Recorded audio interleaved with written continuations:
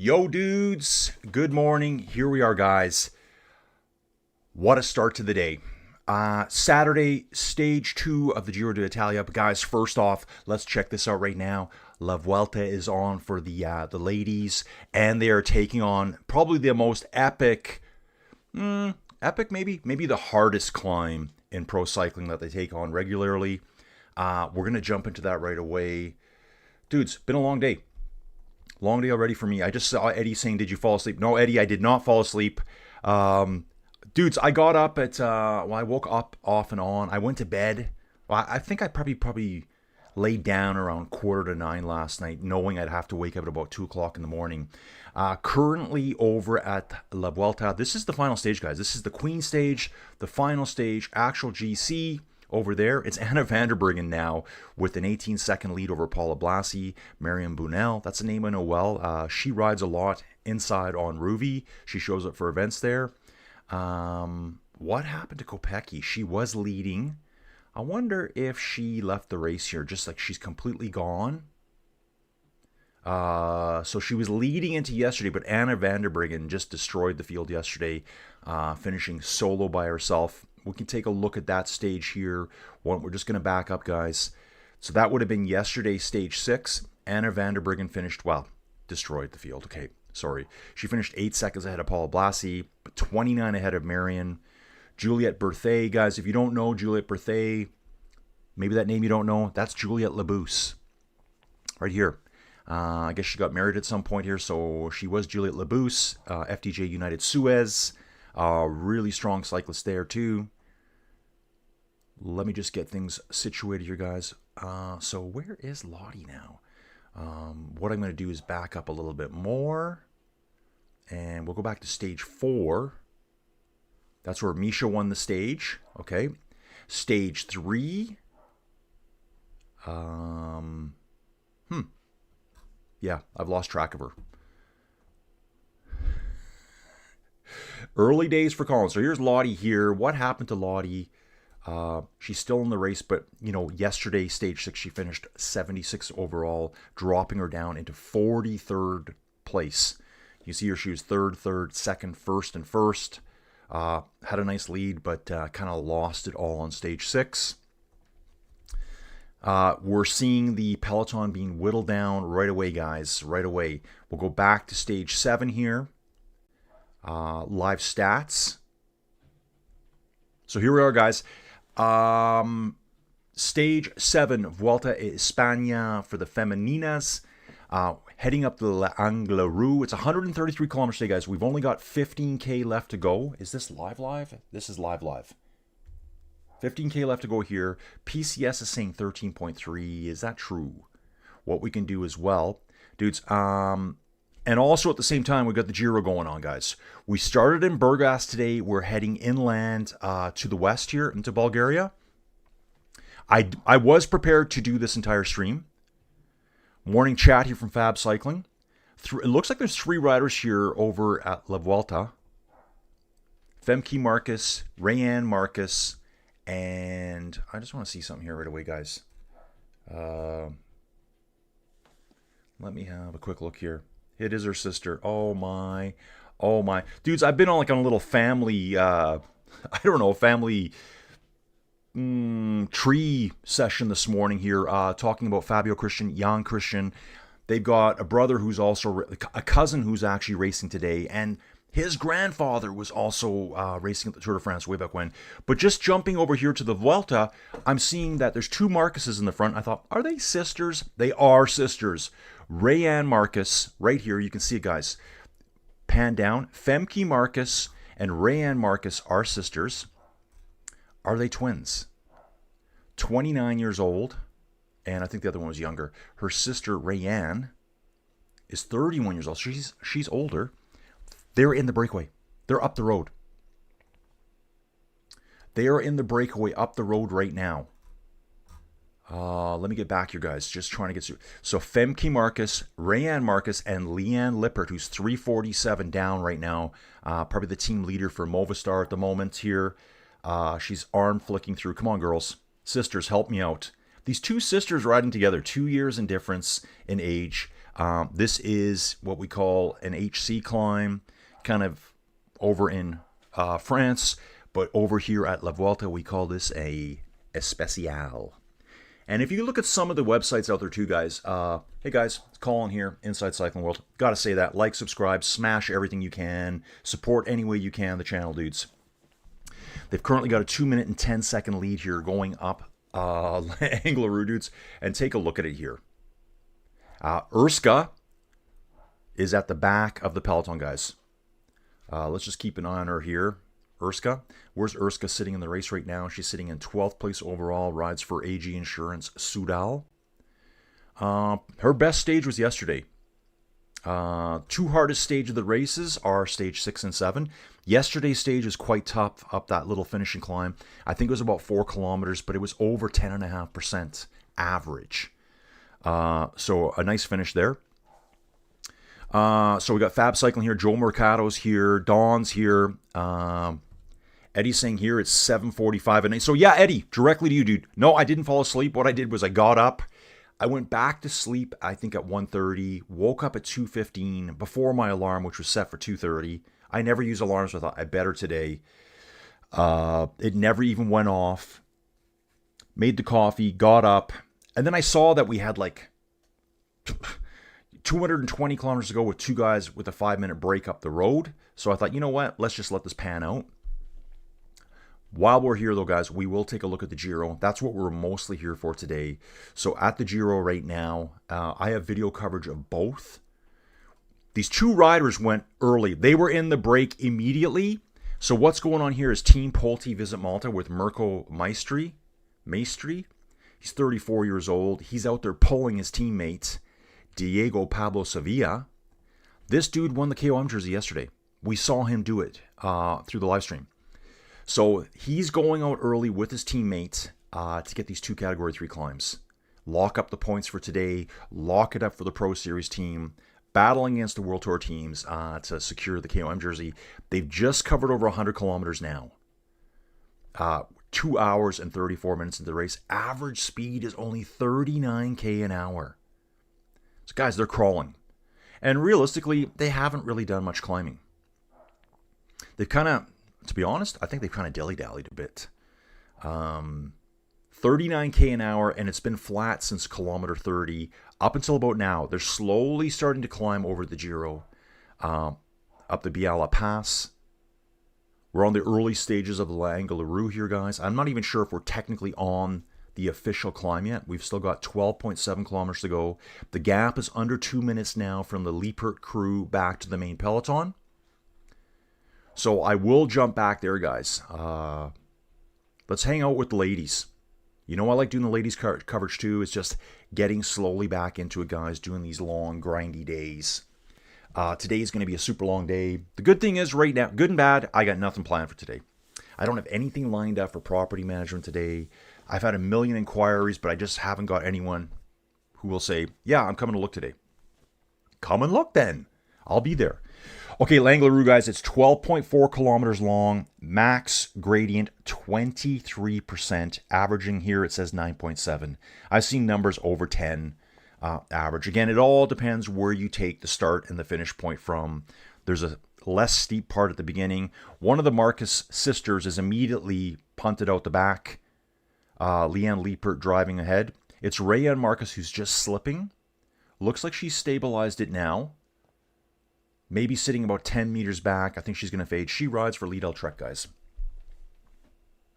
Peloton chasing hard now, building up speeds, going right into the foot of the climb now. So even though they've been climbing since kilometer 110 here, yeah, Leanne Marcus is... actually, it's Rayanne Marcus. Rayanne Marcus is out the back now. Slip back, probably 20 to 30 meters back now. I'm on 3 coffees, guys, but I have been awake for almost... dude, I've been awake since 2:30, 2:15. So I've been awake for 3.5 hours so far. So today, kind of hoping we do this, and then Colin can have a chill day. He's going to have to catch up on his sleep at some point. And maybe later on in the afternoon, I can get someone to go look at that house and rent it. Yes, Fab. For the Vuelta, these are the ramps in Humanis. That's right. How can they do this to us? And you know, the Angliru climb hasn't been around for that long. If I kind of remember right, I think it was only in the late 90s or very early 2000s that the Angliru was first climbed at World Tour level. Maybe it was climbed before then. The Vuelta's always looking for tough climbs. So they found this little goat track and said, okay, boys, pave it. Let's go, pave it. We're sending them up there. And then they thought they were going to die going up. It's 1.5 minutes to the gap now. They're going to bring this back. We'll look at the actual GC here now. So it's Anna van der Breggen with an 18-second lead over Paula Blasi, Marion Bunel, Monica Trinca-Kernel, Evita Music, Kasia Nudon. Kasia's moved up quite a bit. Ostoloza. And Leanne Liepert is now distancing the other Marcus, Femke Marcus. She's on the radio now. Guys, I'm blowing up. I'm blowing up right now. Yeah, that's Femke Marcus there. Femke Marcus is a teammate of Anna van der Breggen. Why don't we take a look at the team, guys? See here's Femke Marcus right here. Actually, cool too. Julia Kopecky here. Her brothers, Thomas and I think it's Matthias, maybe? Matisse? One of them rides for Unibet. Yeah, take a look here. So Thomas rides for Unibet Rose Rockets. He is competing at the Giro right now. He's at the Giro right now. And Matthias is also at the Giro. Are you kidding me? They both ride for Unibet still. Okay, I did know that. Guys. Been awake a long time, but doesn't mean I'm awake. So she's competing here. Femke Marcus is just radioed ahead. Probably, hey, Anna, you're going to have to start working harder. I'm dropped. Leanne Liepert going alone, but they're... well, it's back out to 1 minute 40 seconds here. Back out to 1 minute 40 seconds here over at La Vuelta. Team Visma, Lisa Bike will be at the front battling for Marion Bunel here. She's sitting third overall at the moment. Lightweight rider. It's kind of cool, guys. I know a lot of you don't do inside cycling, but this lady right here jumps on Ruvi and leads group rides. And actually Vout does as well. So Ruvi and Visma Lisa Bike have a big collaboration. So they're always kind of doing like group fun rides on there. I did a few of them way back when, but right now I don't even ride on Ruvi. Leanne Liepert up front. Looks like Leanne crashed at some point. Doesn't it? Such some weird scuff marks on her back, so I wonder if she crashed earlier today. Gonna have a good look at that again. The camera was zoomed in on it too. Okay, so Marion Bunel needs to start getting out there. Pauline, how's she doing? Pauline is 16th overall right now. Was as high as 9th on stage 4. More riders getting punted out the back here on this climb. And we will get into the chat here, guys. I got a lot of glare going on today. I'm going to dial that down a bit, see if that helps. Dave's getting closer to the peak of K2, finishing up his bike build. Shocking course design in the final yesterday. Elimath Whitley Bay, are you talking about those barriers that closed in so hard? I saw the barrier thing right away. Lottie Kopecky here. Looks like Lottie's in the green jersey at this point. slowly fading out the back. Yeah, when you saw those bears, they had the big feet on them. They were flat feet. They didn't have like an angle to them. But yeah, you don't want to hit those going 60K an hour. So someone just slid back over, and there was a couple of deviations from it. I think Groenewegen crashed pretty bad in the back of it. You could see his bike. I think he actually crashed into the barriers, Groenewegen. They took 30 seconds out of the ladies' break already, going up for 1 hour. Dude, I know, it's crazy. Joe Mercado, is there an injury report after that scary field sprint crash? Dave, yesterday's climb to the finish had 27% ramps. Yeah, dude, the Vuelta stage 6 and 7, brutal. But this makes yesterday look easy. This is a lot longer of a climb with those 20% plus gradients throughout. Liepert at a 146. She's driving really hard here, guys. She is 347 down. So even though she's 2 minutes up the road, she's still like almost 2 minutes behind overall. And Dave says, ouch, dudes. Yeah. Okay, guys. So that's the situation with the ladies' race right now. Good racing here. Really good racing. I mean, this looks like an absolute death wall to go up here. Climbing strength per team, saying UAE has the best climbing team here. SD Works second, Team Visma third, FDJ United Suez. So the Movistar team, look at this. The Movistar team is only ranked 10th amongst the climbers, and that's based on the climbing points, probably through PCS points. Peloton's still a good size here for the ladies' race. You know what? I would say here, if this is the men's race, this Peloton would be way more blown apart by this point. There's probably still at least 40 riders here. Now Visma starts driving the front really hard here. I just saw, as soon as I was saying that, I saw a couple go out. There's the red jersey, sitting in about 6th or 7th place. That will be Anna Vanderbergen right there. Let's take a look at Anna right now. Anna Vanderbergen. 36 years old from Zwolle in the Netherlands. So she won yesterday's stage, and it vaulted her from 5th into 1st place. Obviously, stage 5, there was a big like mass sprint finish there because she finishes 100th and stayed in that position. Let me just fix this up here, guys. More riders falling out the back now. I will take a quick look back at the Giro for the men. It's going to be status quo. First time I've seen it under 5 minutes. So these two went at the gun. And actually, it just say there was an acceleration by Paul Magnier. Dude, they went through a sprint point. That's why. So Paul would have been going for the additional points there. So Diego Pablo Sevilla got the points. Mirko, 2nd place.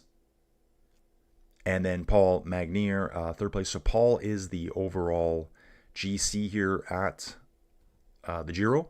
Tobias Lund Anderson, 2nd. Would have been that big group of sprinters yesterday. Take a look at this one. The Bardiani rider, 3rd place overall because he got time bonifications at the Red Bull KM yesterday. Interesting. Ethan Vernon in 4th place. So even though Ethan Vernon probably finished 3rd overall yesterday, he doesn't get 3rd place right now. And also his teammate, Diego Pablo Sevilla. He got time bonifications as well. By hitting early. Jonathan Milan there. You know, I know he said yesterday that he was having to work by himself a lot at the end, but I'm like, wait a second, dude. Wait 1 second here. He had Max Walscheid all the way. So this dude here was doing the majority of the pulling at the end here for Jonathan Milan. Look how huge this guy is. Almost 2 meters tall. This guy's gigantic. I think he's taller than Jonathan Milan. Milan is actually shorter by 2 inches than the other guy. This guy was right there all the way. And he actually dropped Milan at one point. He had a gap on him. So, okay, so maybe Milan didn't have a lead-out guy all the way. But, I don't know, just the way I read it, he was kind of saying, I had no help. That's the kind of the way I interpreted it. I had no help. That Max dude was there with you all the way, bro. He was there. And only dropped off at the last little bit. So I just think Jonathan wasn't on it yesterday. And that's fine. You can't always be perfect out there. They're not robots. Yeah, Paul Manier. He's probably like, yes, someone's finally saying my name right. Someone's finally saying my name right. Dude, that's how I would say it here in Canada. If I saw that name and I knew he was from Quebec, I'd say Paul Manier. But it's Magnier, allegedly. So that's what's going on at the Giro, guys. Let's just jump away from that because I think it's more exciting here over at La Vuelta right now. We'll jump into this. There's no way they have 4 kilometers to go at this point. There's just no way. I'm not really sure what PCS is saying here. 128. Well, okay, I'll believe you. 4 kilometers. Flow Bikes has them at 9.4 kilometers to go right now. Tour Tracker. If we go live, we do have La Vuelta. Tour Tracker has them at 9.1 kilometers to go. Actually, do we have a better gradient? We can do this. That's right, guys. We can do this. Watch this. Tour Tracker here, you can get a better view of it here, guys. This is our situation on the road. Liepert's up the road. We've got 2 riders in between. Femke and Rayan Marcus at about 30 seconds back. Then looks like we've got some hitters coming out of the peloton right now. The 5 riders are Anna van der Breggen, Leah Carinier, Evita Music, Marion Bunel for Team Visma Lisa Bike, and Kasha Adoma. Don't really see her name spelt that way. It's always Kasha. So they are in an 8 to 9% section here. I love the gradients here, guys. Love that. We will zoom in a bit. I think my big face is on the bottom, and my big face is on the bottom. And yeah, 8.8 Ks to go. Just waiting to see this 5 rider. Okay, there's the peloton, Paula Blasi, Monica. I think this is where it's going to go out. They're just catching the Marcus sisters now. That's Rayanne being caught. Acceleration at the front here by... okay, there's Visma Lisa Bike there. Just trying to... It's the Uno X riders on the front right now. That's what I'm seeing. Let me jump back here, guys. I want to see who that could be. Is there a full Uno X team here? Yeah, there is. Okay, good. It's hard to tell. They're wearing like almost yellow jerseys right now. Leanne Liepert here says there's a 127 gap. Why do they have it at 2.6 kilometers? What are they doing? Unless everything is so delayed, which I have a hard time believing here. Okay, guys, let's just let this settle down. This could be quite delayed at this point.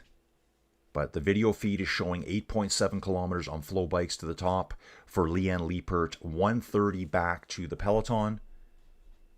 And that's what we're seeing over on Tour Tracker as well. The 5 riders chasing Anna van der Breggen, although I'm not really seeing that yet on on Flow Bikes. This is very confusing right now, guys. Very confusing. Just watching the race here right now. Little villages we're going up through here. Marion Bunel with a teammate here, Pauline Ferrand-Prévot. So she's 16th overall, 2 minutes and 22 seconds back. Actually, she's falling off the back right now. Pauline's just falling off the back. This is not her race. So she's out the back. Yep, number 32. That is her. Let me just have a quick look. Can see the ponytail. Yep, Pauline Ferrand-Prévot. Just out the back. Not going to chase here. We've got a lead out Trek rider ahead of her. That might be Rayanne Marcus there. So Rayanne's been picked up and she's slowly falling out the back. Number 64, Rayanne Marcus. That is Rayanne Marcus. Where her sister is, we're not really sure about that right now. Pauline goes right by her. Rayanne's just going to ride up at her own pace. Off the front, okay, the peloton's now catching Femke Marcus. She rides for Team SD Works Pro Time. Her teammate is Anna van der Breggen, who is in the lead. Yeah, 8.3 kilometers to go here still. Tour Tracker saying 7.7 at this point. Those numbers will bounce around. So let's just bounce back here again, guys. Yeah, so PCS has us that there's only 1.2K. I wonder what they're going to do here. What are they going to do here? How can there be 1 kilometer to go with Leanne Liepert having a 1 minute gap over Femke? And that's what I'm seeing on screen here. The Peloton is dialing her back right now. So there's some major problems here with the distance to the finish. This does not seem right at all to me. I'm just going to watch this all the way and see what happens. So Femke Marcus, SD Works Pro Time is just being devoured here quickly by the main Peloton. Okay, Brianne Marcus has already been caught. Femke is going to be caught immediately. They're about 5 meters back from her. And that's what's showing up here right now. Femke is just being caught here right now. And supposedly there's 600 meters from the finish. They're not even close to the finish right now. Okay, so yeah, PCS, fix up that. Please fix that. I don't like that. Yeah, guys, still rocking and rolling here. They've already done a Cat 3. They've done 2 Cat 3s and a Cat 2 earlier today. And this is an Especial HC. Movistar rider looks like slowly dropping out the back here. Can't think of what word I was trying to say there, guys. 7.7 kilometers to go. It's a 1:23 gap up to Leanne Liepert right now. What is Pro Cycling Stats going to do here? And they just fixed it. There we go, guys. I hate when they do stuff like that because I'm like, am I on a delayed feed here on the video? Is the race going to be won right before my eyes? I'm like, it's not possible because they were updating live when Femke got caught. I was watching that live here. So now they just backed it up 7 kilometers. Hey, Pro Cycling Stats, I pay for the service. Let's get it going on, Shaka Khan. Yeah, I'm on the pro package here, guys, whatever you want to call it. Now the race is going to get on, guys. 7 kilometers to go. Teams lining up at the front here. They're actually on a slightly shallower section here. Yeah, and you can see it right here. 3% section here, kind of riding along a ridge line. It's going to kick to 4.5%, and you can see Leanne Liepert's going to start hitting the real juicy part of the climb here. She's going to leave a 4.5% section up right into, looks like 13% gradient. People slowly coming in, guys. 6:05 a.m. in the morning for me. Yeah, Fab, thanks, dude. I couldn't tell at first there, Fab. Like, I'm like, what is going on here? Because I rely on Pro Cycling Stats so much. They had the race finishing. As soon as it got to the top, they backed it up. Yeah, so I have that too. I have it at 6.8K here. I have Flow Bikes at 6.9K. I will stick here just so you guys can see the gradients that they're going through. So Leanne Liepert is hitting some hard stuff now. I think this gap's going to come down real quick. Leanne Liepert, 26th position overall, 3 minutes, 47 seconds down, guys. Pro Cycling Stats is saying we're at 6 kilometers to go. I don't trust it at all right now. I do not trust it at all right now. I'm going to hang out here. I'm going to hang out here and watch Flow Bikes. They're within 100 meters here. I think over at Pro Cycling Stats, they're too busy following the Giro or something. I got to imagine Pro Cycling Stats has someone like me sitting at home watching the race and just typing things in. That's how they must do it, as they're seeing it live. And maybe they went for a coffee break. Maybe they went for a nature break. You know, maybe it's my future employer, Pro Cycling Stats, so I shouldn't talk too negatively about them, but that's not true either. Yeah, tough going here for Leanne Liepert here. Driving on the front, it's Uno X driving the front, guys. That main group is still together there. It's kind of funny here, too. They keep saying that there's this group here at 115. I'm not seeing any group at 115 here either. Leanne Liepert is riding by herself here. Right now, they're saying the gradient she's on is 11.6%. The chases are more on a 7% gradient. Yeah, like this road just goes up into the middle of nowhere here. Absolute middle of nowhere. And you got to think too, guys, when they first rode this way back when, in the 90s. Here, I'm going to zoom the map in here too, guys, so you can get a better look. So here's Leanne Liepert. We're looking at the top right-hand corner right now. She's got 6.2 kilometers to go.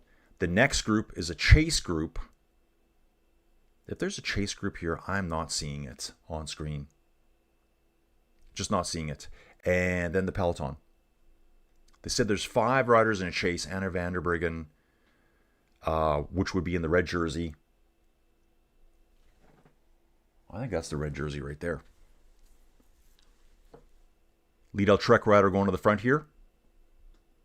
In the chase group. SD Works Pro Time rider as well. Okay, there's the red jersey a little bit further back. I got a rider here, Gaia Relini for lead-out Trek, an Italian rider. She's 47th overall. Pushing hard at the front, puts in an acceleration right now. There's a marker on the side of the road, Alberto Contador. I love it. Fab saying 6.5 kilometers to go, 1 minute to Leanne, but her breakaway clock is more like a countdown timer. Exactly. It's just coming down, guys. It is just coming down. So, like, this road just goes up to the middle of nowhere. I don't think there's anything past this point. It's just like, let's go to the top. We'll just stop up there. I mean, this is probably the kind of one, yeah, they're going to have to ride down. There won't be any team buses up here at all. Just trying to see what's up here. Looks like some little shack or something. A little turnaround point. That's it. So here's our situation. Yeah, this looks spot on to me. Entering a 14% section now. And it looks like this is probably chopped out over 500-meter intervals if you're looking at the graph here on this, the profile. So we go from 6 kilometers to 4 kilometers. There's 4 segments in between. So yeah, these are 500-meter increments. There could be a lot steeper stuff hidden in there. There could be some shallower points as well. Okay, there she is, Anna van der Breggen, riding 3rd or 4th in this group right now. One of the UAE riders, here they're ADQ, it's Mavi, is getting a push. I think she had a little mechanical there. And what's PCS telling us here? They're saying under 1 minute now. Yeah, Mavi Garcia got dropped, so that was someone just pushing her. It must have been a fan on the side of the road. Anna van der Breggen in 4th place in this group at the front. Ew, this is looking steep, guys. You can see that gradient from the camera right now. This is looking steep. Back to Tour Tracker. This might work better. Rising up, back on the streets, or whatever. That's from Dave. 6 kilometers to go at 40 seconds. And Dave saying yesterday's finish had 27% ramps. Dude, it was only a 4-kilometer climb yesterday, but I saw the average gradient at 10.6 over 4 kilometers, so you know it's going to be wickedly steep. Shaka Khan was the group. Greg LeMond, I kept singing when I rode with him on a training ride. Really? Shaka Khan was... Okay, so I think Joe was saying that Greg LeMond was singing a Shaka Khan song on a training ride. Is that what I'm hearing here, Joe? So Shaka Khan was the singer, and I think the song was I Feel With You or something like that. Shaka Khan, let me rock you, Shaka Khan. Let me rock you, that's all I want to do. Oh, that's good. That's good. And Dawn's in the Rocky song. Leanne Leaper just grinding out the pedals. And dudes, just flashing back to what I said before, when they first rode this, they didn't have all these super duper climbing gears. They didn't have the giant pie plate cassette on the back that they can ride now. They were probably 25 years ago, dudes. They probably had like an 1127, maybe 27 on the back. Not like a 36 or a 40. I'm sure some of them have some crazy gearing on here today. So, dude, this was brutal 25 years ago. Even worse than it is now. The road's the same. It's probably in better condition. They didn't have any of the gearing that the modern cyclists do. The Peloton can see her now. They're just coming around a little bit of a switchback here, and they can see her. That Peloton's going to get reduced real quick here, guys. Wow, and it is. 6 riders in the main Peloton chasing Leanne Liepert. She probably has a 40 to 50 meter gap.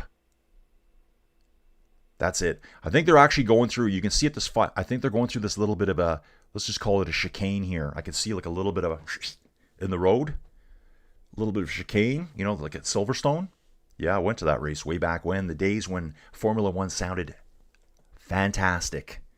Fantastic. Formula One now sounds like garbage. I will never go see a Formula One race now. I don't even watch it anymore. One of the coolest things you can see, guys, I think I talked about this before. Let's talk about it again. There's a clip you can find on YouTube or Instagram or wherever. Lewis Hamilton, I think it was during the COVID days, he's got a mask on. He's doing an interview, and they had Alonso's 2005. 2005? Is that how old it was? The blue and yellow Renault was the R32 or something like that. Was it the R? I can't remember. They had it there just driving around on the track. And Lewis stops dead mid-sentence in the interview, and he's just like,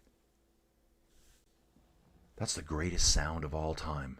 That is the greatest sound of all time. Even he loved it in 2020, and the sound has just gotten worse. Like, not watching it. Not watching it. Never again.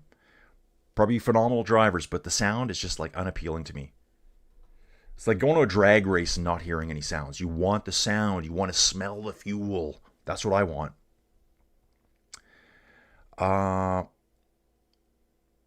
Fab Cycling saying there's a broadcast antenna up top and not much else. Dave saying I did a 2 kilometer, 18% climb out of Hamilton with a 48.53 front and a 10.20. Yeah, Dave the hard man here. Dave was riding with the 22.48. That's insane. 5.5 kilometers to go. GC chasers have caught Liepert. Yeah, guys, it's all disappeared now. You can see Leanne Liepert's little blue dots disappeared. So they're all back together. They're saying there's still a chase here, but there's not. I'm going to refresh this, guys. Here we go. So Leanne Liepert. So we've got Petra Stasny, Leanne Liepert, Marion Bunel, 3rd place overall. Anna Vanderbergen, 1st place overall. Paula Blasi, Juliette Berthet. Hang on a second. Who's 2nd overall in this race? Paula Blasi. Paula Blasi has a nice little kick, too. I don't know how she can use it today. Leanne Liepert is just going straight out the back, guys. Still riding super hard. Been alone by herself. Yeah, tough climb. This is what I want to see on the last stage of a Grand Tour. This is what I want to see. You know, maybe we could do that at the Tour de France, too. You could do it. The Vuelta always does things a little bit differently. And I think probably even more so now with the women's race. Like, this wouldn't happen in the men's race. They wouldn't do this. Yeah, again, I think the mileage is way off here. PCS is saying 3.620. Flow Bikes is saying 5.2. Tour Tracker is saying 5. So, guys, I'm going to stick here. I hate to jump back and forward, but usually PCS is the go-to. For me, not today. Not today. The Giro will jump back to. I think this is much more important to watch the finish of the Women's World Tour race, La Vuelta Femenina. 6 riders in this group. 1 rider, small gap off the front right now. Just a very small gap. Liepert looks like she's been... Oh, there's 2 more riders in between, and Liepert is slowly fading behind them. And more riders straggling up behind now. Okay. Yeah, Dave's saying on Angliru, it's not a chase, it's survival. True. Petra for Human Powered Health taking an amazing turn, leading the GC group. Yeah, I think that's her right now. Yeah, it is. I don't know a lot about her. Let's see if we can get a little image of Petra here. Petra. This is Petra Stiazny, I guess. I want to say Stasny, but it's Stiazny. Swiss rider, 24 years old. Overall, she's 58.13 minutes down. And this must be her, but I think the picture's out of date. So she's a human-powered health rider. Yeah, HPH right here. And I think that's an American team. I believe so.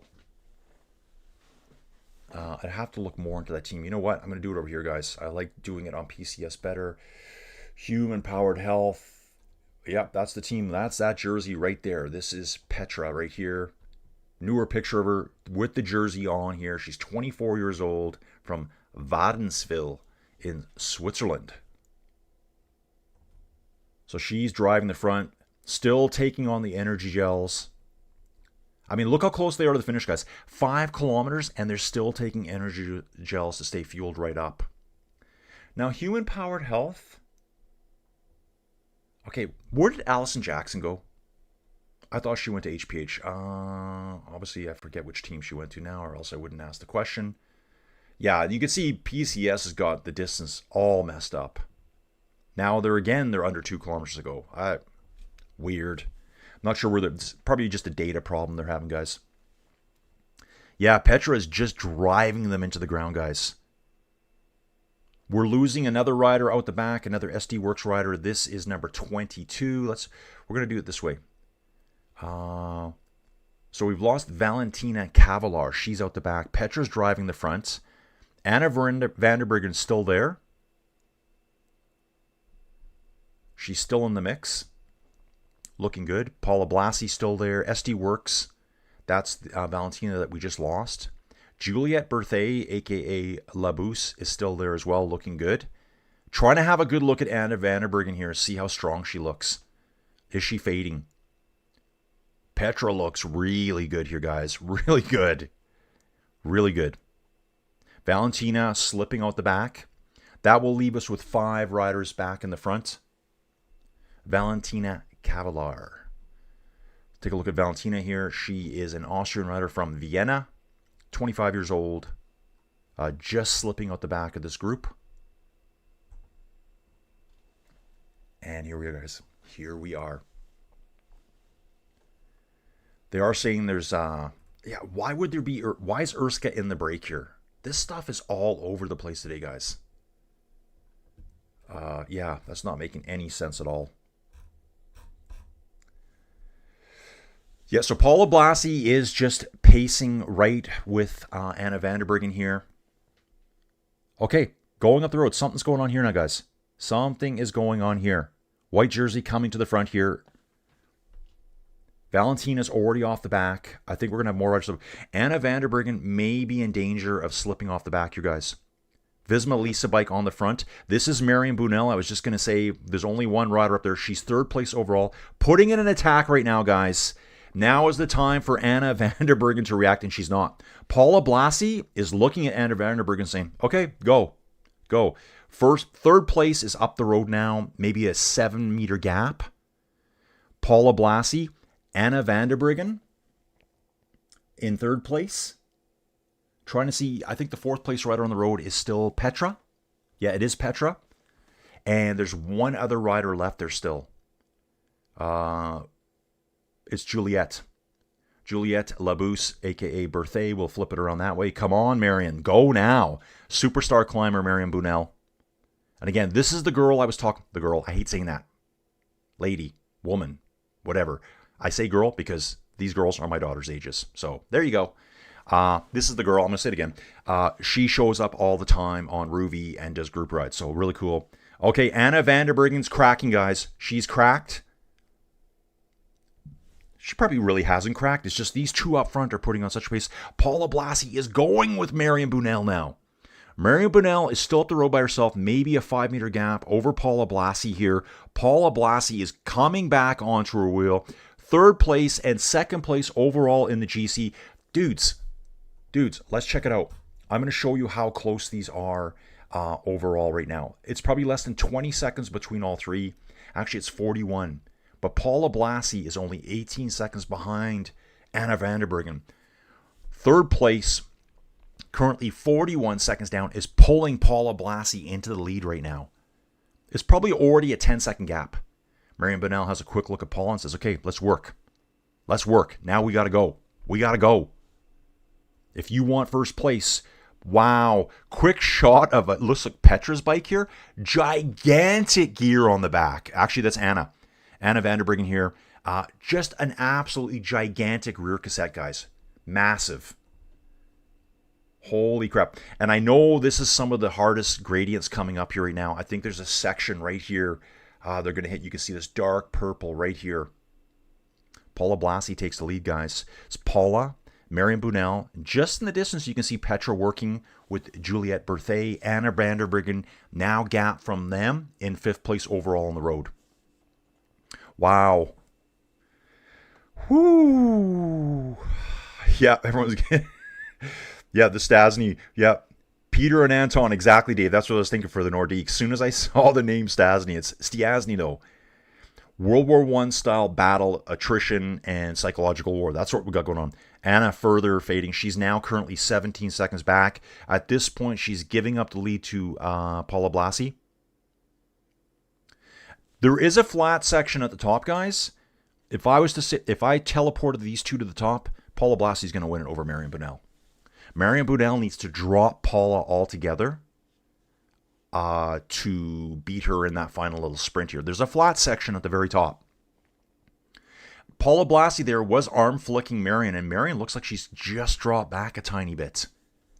This is a great battle, dudes. This is what we want to see on the final stage of a Grand Tour. This is what we want to see. Marion out of the saddle now for Visma Lease a Bike, trying to get back on Paula's wheel. Paula knows she can win La Vuelta here. She knows it.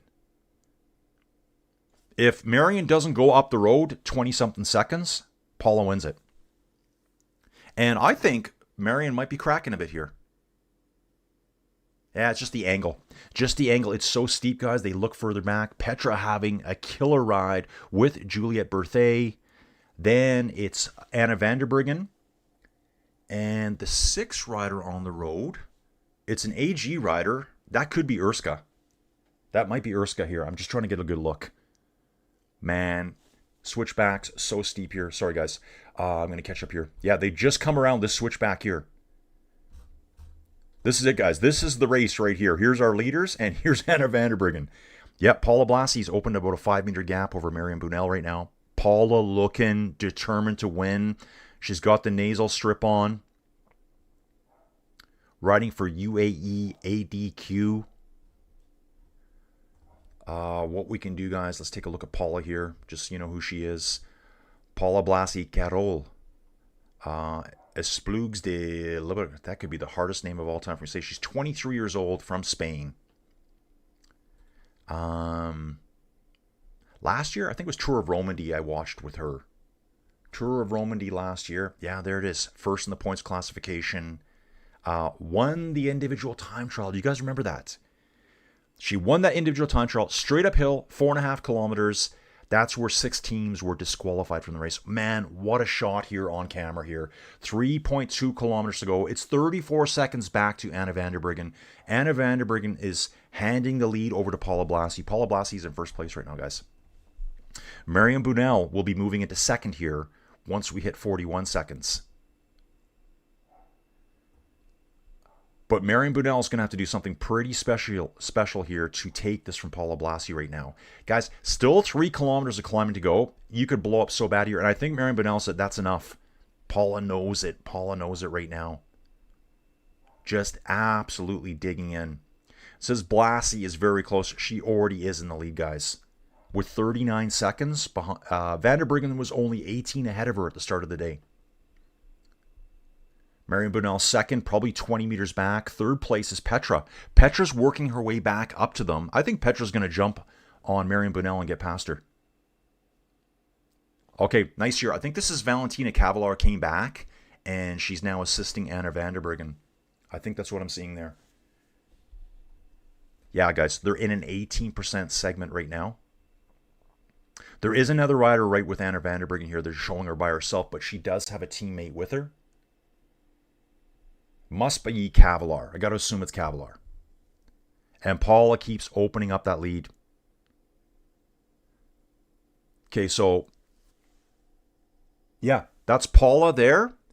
Petra has passed Marion Bunnell now. Petra gets out of the saddle and starts thromping the pedals thinking, can I catch her and get a win for HPH?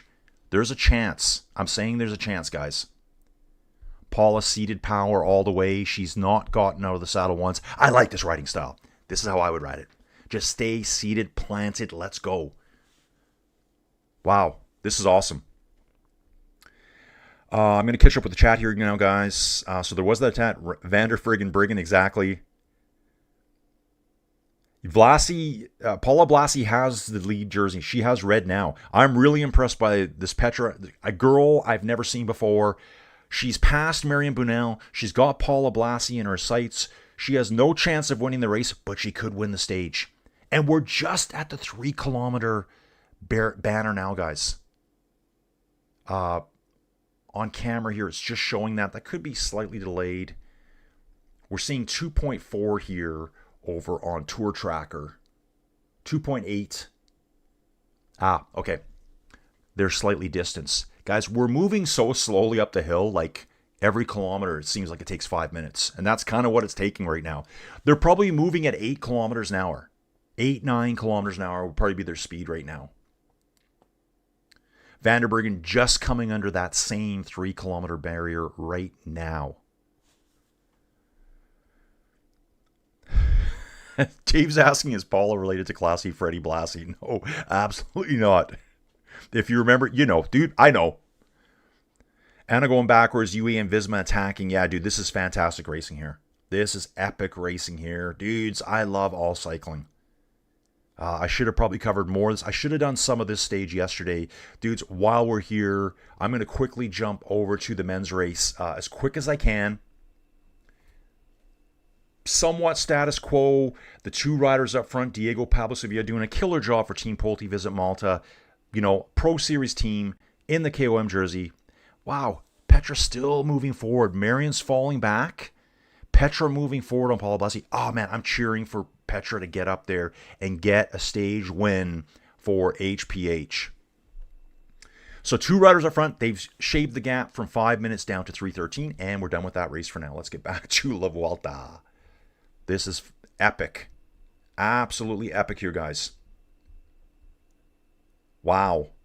I will take a look here again. Start list, HPH. Let's see.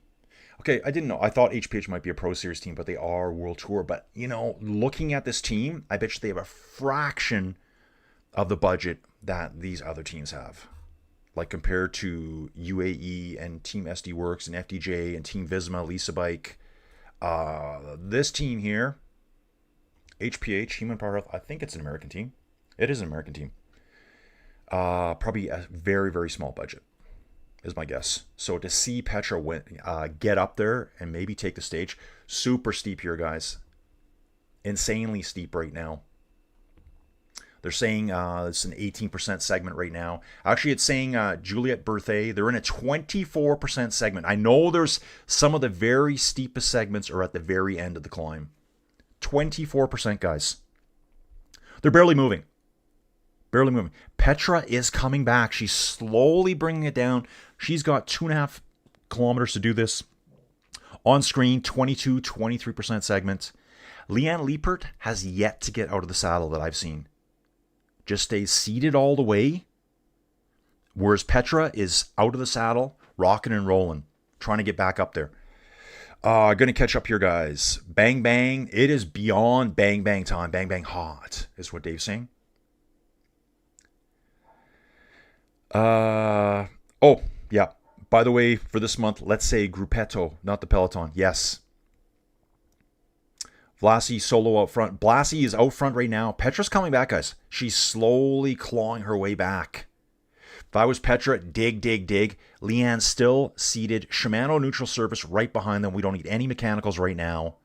But these dudes do a good job, man. Remember we were talking about Paris-Roubaix a couple weeks back when Poggy called it the equivalent of riding a wheelbarrow, I think. Dude, that's the only reason you got second place was that blue Shimano bike that you got to ride. Otherwise, you would have been completely out. South American soccer announcer describing a Puck Peterse race. I'm not even sure where Puck is. Is Puck here? I haven't seen her. Is Puck here? Phoenix. Puck might be here. She's not here. She rides for Phoenix Premier Tech. Dave just making a comment there. I didn't catch on to it. Okay, so Marion Bunel. Ooh, so close, guys. So close. Come on, Petra. 23% still, guys. See, that's what I'm saying. This isn't 10, 20, 30 meters of 23%. This is extended. Hundreds of meters of it through here. I think Petra's going to catch her. If I was Petra, catch her and attack immediately. Attack immediately.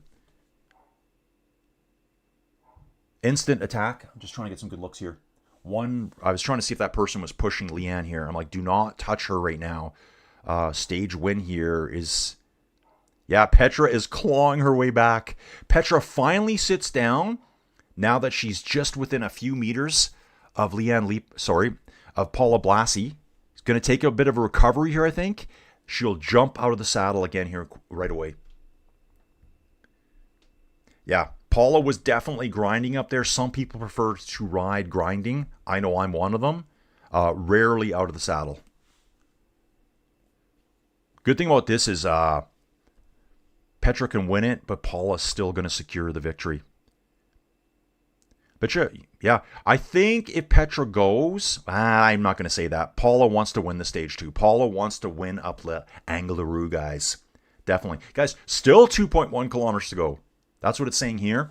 On Flow Bikes, 2 kilometers. I know Tour Tracker's saying 1.4, and PCS, they might be saying 50. At this point, it's changed so many times. They're saying 1.7, 2 kilometers, 1.4. It's all thereabouts. All thereabouts. And I've lost my map again, dude. Sorry about that. This is where we're at in the race. Ooh, look at this. Just deadly through there. It does back off at the top into the finish line. Petra's passed Paula Blasi now. She went right by her. Is that her? Yeah, that is. Petra went right by her. As I turned my head away, Petra went right by her. And it's put probably 3 to 4 meters into her. Petra gets out of the saddle and attacks. They must be just absolutely screaming at her. That looks like Urska. She's ahead of Anna Vanderbryggen now. Urska for AG Insurance.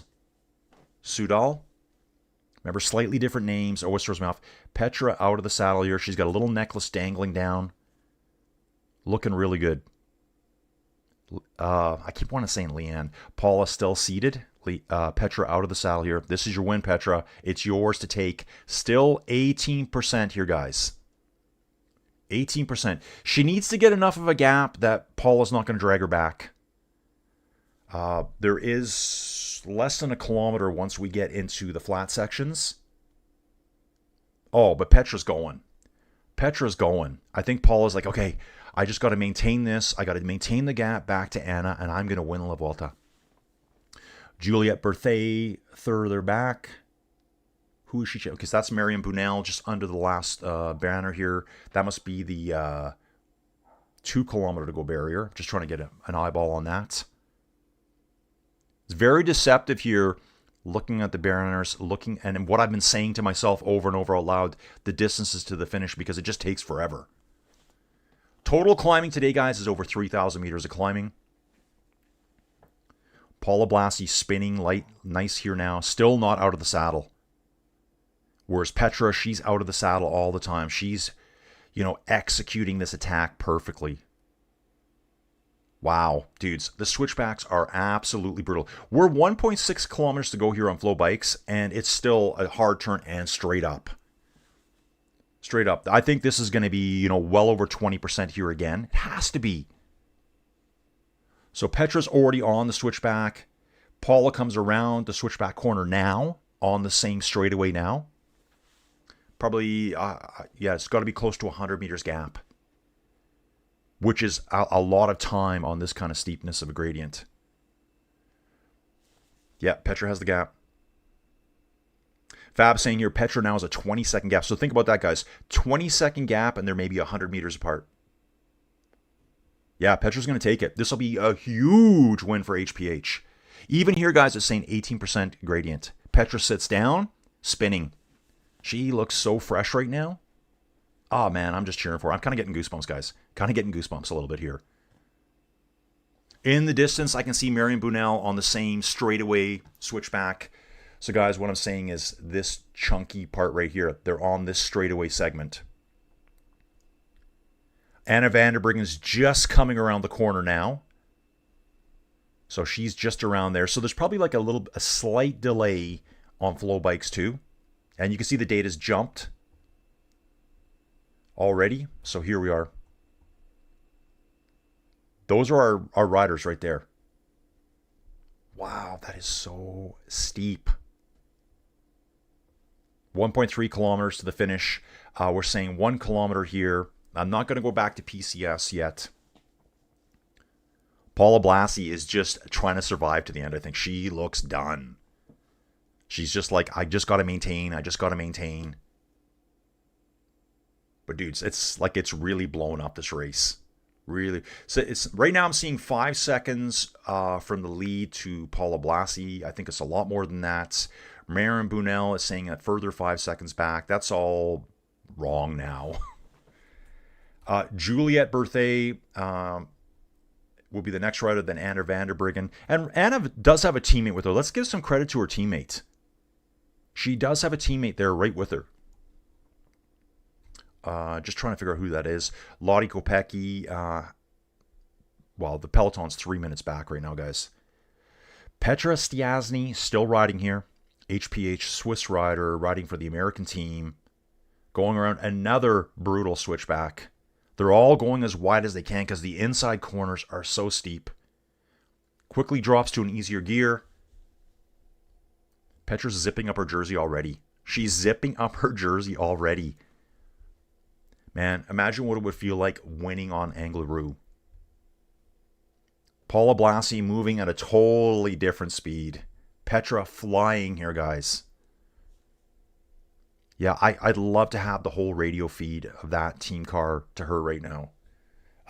Wouldn't even be allowed anywhere on TV. It'd be so explicit, the comments. Yeah, Petra can't be caught now. Yeah, Fab's got a good comment here. Petra making one heck of a job application for the transfer portal. Exactly, dude. Like, you know, I'm sure the women's cycling is a fraction of the men's. Well, HPH would be even a fraction. And no disrespect to HPH, guys. It's just how it is. You know, it's kind of like even in men's cycling. UAE supposedly and Visma have 60 million euro budgets. And there's other teams that have less than 10 million. And these are World Tour teams. For the women, it's probably exactly the same. Could they make this look any steeper? Insanity. Still climbing, guys. We're under a kilometer to go. Under a kilometer to go, and she's still climbing as hard as she can. Petra's completely out of the saddle here. This is the 1 kilometer barrier here now on Flow Bikes, guys. I'm not going to look at this. I think, okay, it just changed again now. Even Tour Tracker was saying 200 meters to go, and now it's back to 900 meters. So, yeah, I think Flow Bikes is spot on. Paula Blasi just coming under the Skoda 1 kilometer barrier now. Banner, I should say. Yeah, Petra just hit the Flamme Rouge. You got that right. Surviving is a huge victory on this climb. Finishing first, God tier. Yeah, absolutely, dude. Like, people will always remember this climb. When Petra went to the front, when Paula Blasi took the race victory away from Anna Vanderbryggen. Yeah, get it, Petra. Get it. Love seeing this. Yeah, she's relentless here, guys. It's like, no matter what Angliru throws at her, she's got all the energy to counter it. And she's on the flat segment now, guys. It's actually slightly downhill here. Kind of rolls for a little bit, a couple little bumps. You can see it here on the top screen. There's just a little pimple at the top. She's gone. She's gone. They've been racing for 4 hours and 8 minutes. Paula Blasi's like, okay, I wish I would have won the stage, but I'm going to win the entire race. So props to both these riders here. She's just got to maintain that gap, and it's a big gap now back to Anna Vanderbryggen. Petra just riding like she's riding for her life. Like, Petra, you got it. Petra, you got it. You can start dialing it back a little bit. She's riding like someone's chasing her. And it is nice to see the Shimano Neutral Service is right there with her all the way in case something happens. I always think people crap on these dudes a lot, and they got a hard job. Petra is in the barriers now, guys. She's in the barriers. There's no one up here. I don't think they're even allowed up here. 125 meters, 100 meters, 75, 50 meters to go. Petra Stiassny wins the race, fist pumping in the air, guys. Wow, average speed 31.5k an hour. Here comes Paula Blasi. Paula's not letting off either here. She wants every second to make sure she wins.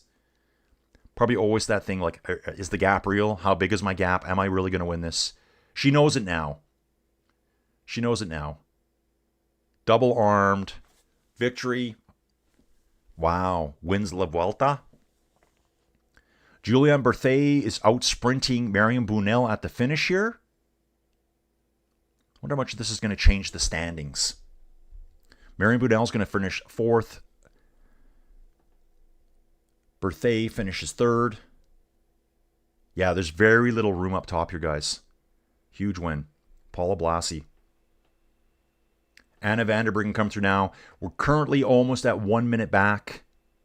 So this is Vanderbruggen finishing 59 seconds behind Petra, but that will be enough of a gap for Paula Blasi to win. It was only an 18-second gap at the start of the day. I'm going to jump over to PCS to see what we got for stats here, guys. There we go. Petra Stiassny wins the stage today. Paula Blasi wins the final general classification. I got to think that Marion Bunel will move up to 2nd. Anna's going to drop down to at least 3rd. What was the actual GC at the start of the day? Okay, so Blasi will vault to 1st. Marion Bunel will vault to 2nd. Anna's going to fall to 3rd. Because I didn't see Monica here. Evita Music's not here. Cash is not here. Juliette Berthet had a great race today, but she was 2 minutes 32 down. She didn't gain that much time. So I think Anna Vanderbruggen is still going to get a podium here, guys. She still will get a podium. There are some tents and stuff set up here, but there's not one bus up here, nothing. Everyone congratulating Paula Blasi right now. That was an absolute banger, guys. Talk about bang time here. Talk about bang time.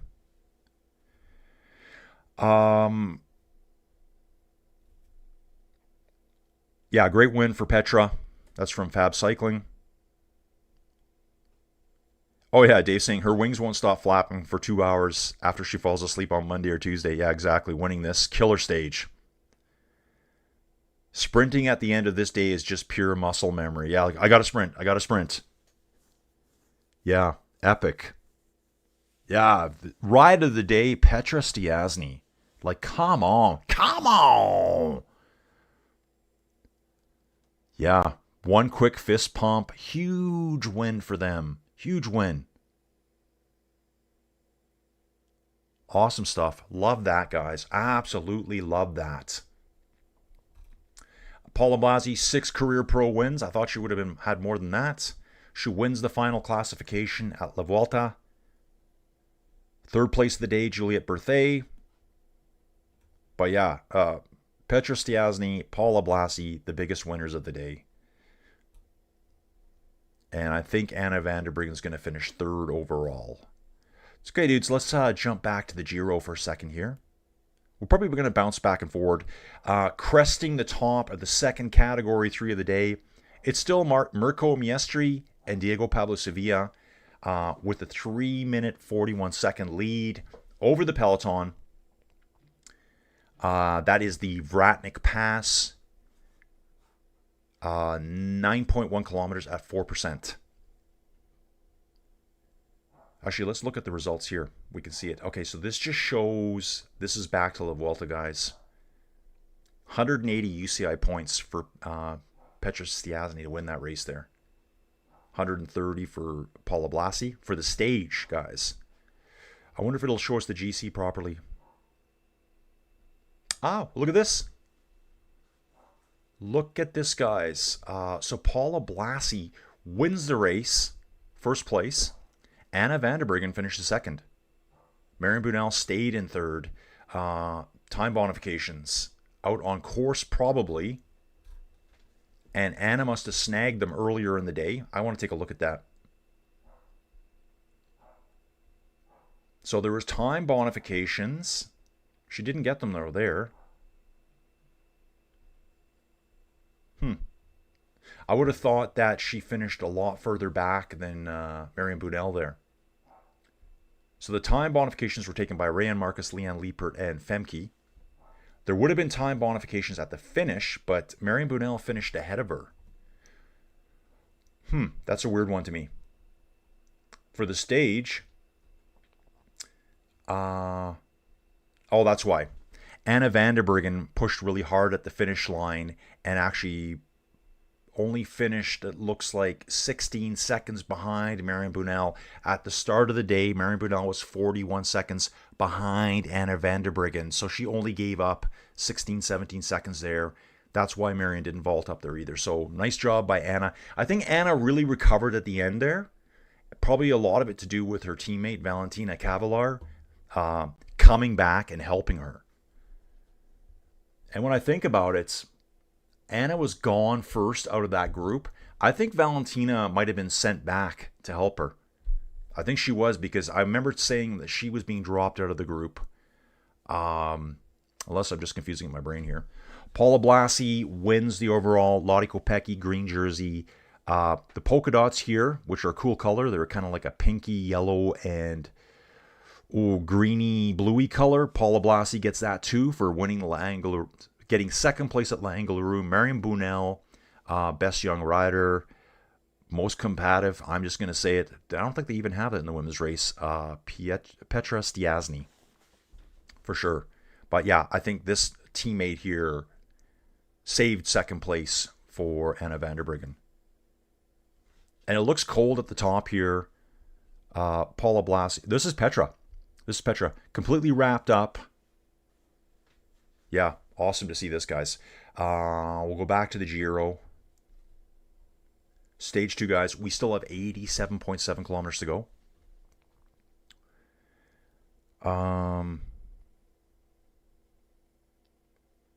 She brought it in like a C5 Galaxy landing. Yeah, that was a killer stage. Awesome stuff.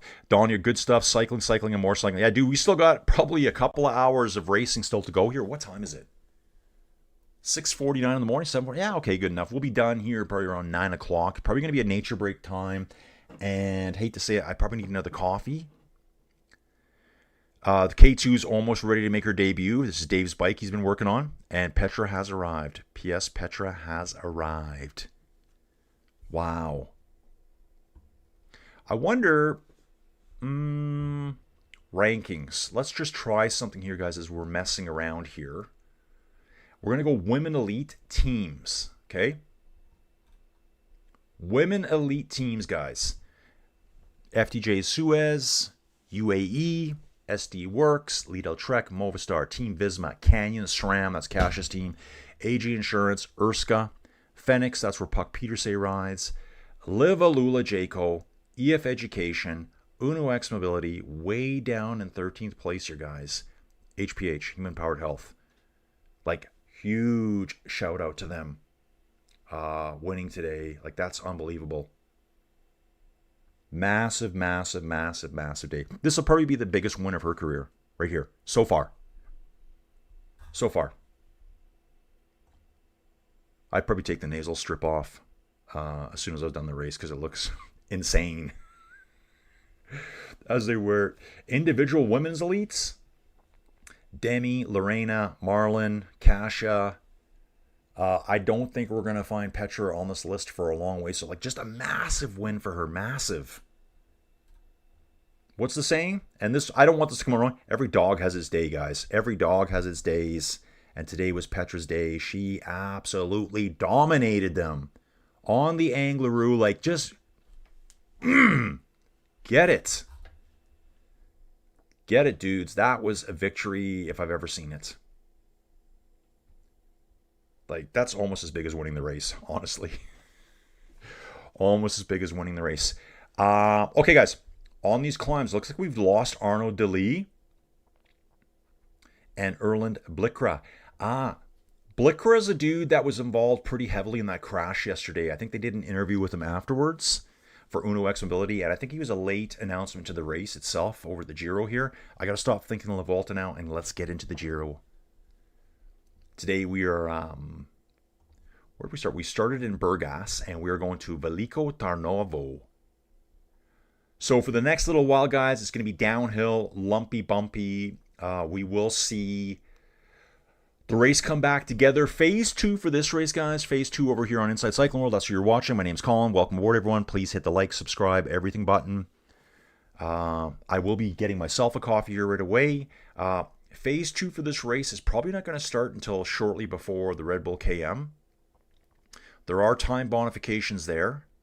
In the actual GC here, we have Paul Magnier has a 4-second lead over Tobias Lund Andersen.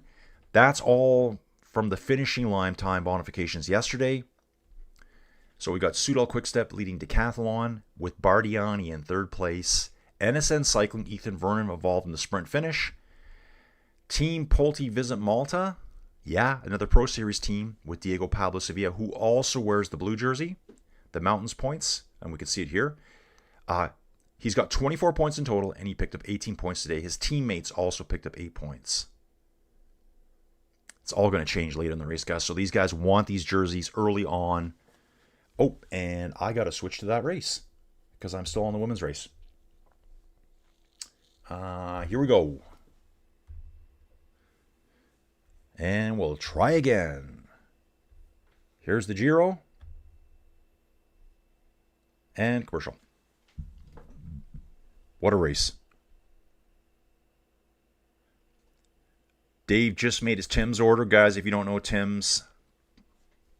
Dude, if you say Tim in Canada, if you say Tim's in Canada, it's always got to be Tim's. You can't say Tim. That could be an actual person. But if you say Tim's, everyone knows what you're talking about. It's coffee in the morning. It's donuts. It's breakfast sandwiches. It's wraps. It's chilies later in the day. You can also get flatbread pizzas. Really good bagels. Dude, I'm so hungry. Nearest Tim's to me. Actually, you know what's weird? So I've been in Three Hills a lot. I don't think they have a Tim Hortons. They do not have a Tim Hortons. Didsbury has a Tim Hortons. What? Three Hills doesn't have a Tim's? It's big enough. It's got 3,500 people, same amount as Tim's. Actually, jumping over here, they're showing back of the race. Arnaud Delis, he's out the back hard, guys. Looks like he's just getting to the top of that climb right now. Riding solo. There's no one with him. They said, okay, you're on your own today, dudes. So it looks like he's just over the top of Ratnik Pass. Foggy, misty up here. This does not look pleasant, guys. Let's take a look at the weather. I bet you it's cold up here. No weather forecast. But it's wet and soggy up here. The roads actually look damp. Moisture on the camera. Everyone on the side of the road has got rain gear on. So miserable. A lot of the riders are in long sleeve jerseys here or arm warmers. This descent looks a bit sketchy. Only because the road surface looks good. It's kind of like just slightly wet. So all the oils haven't been washed away yet. Yeah, it doesn't look like a fun day out there. I'll tell you that right now. Does not look like a fun day out there. Dudes, I'm going to grab a coffee. Talk amongst yourselves. Coffee talk. I'll be right back.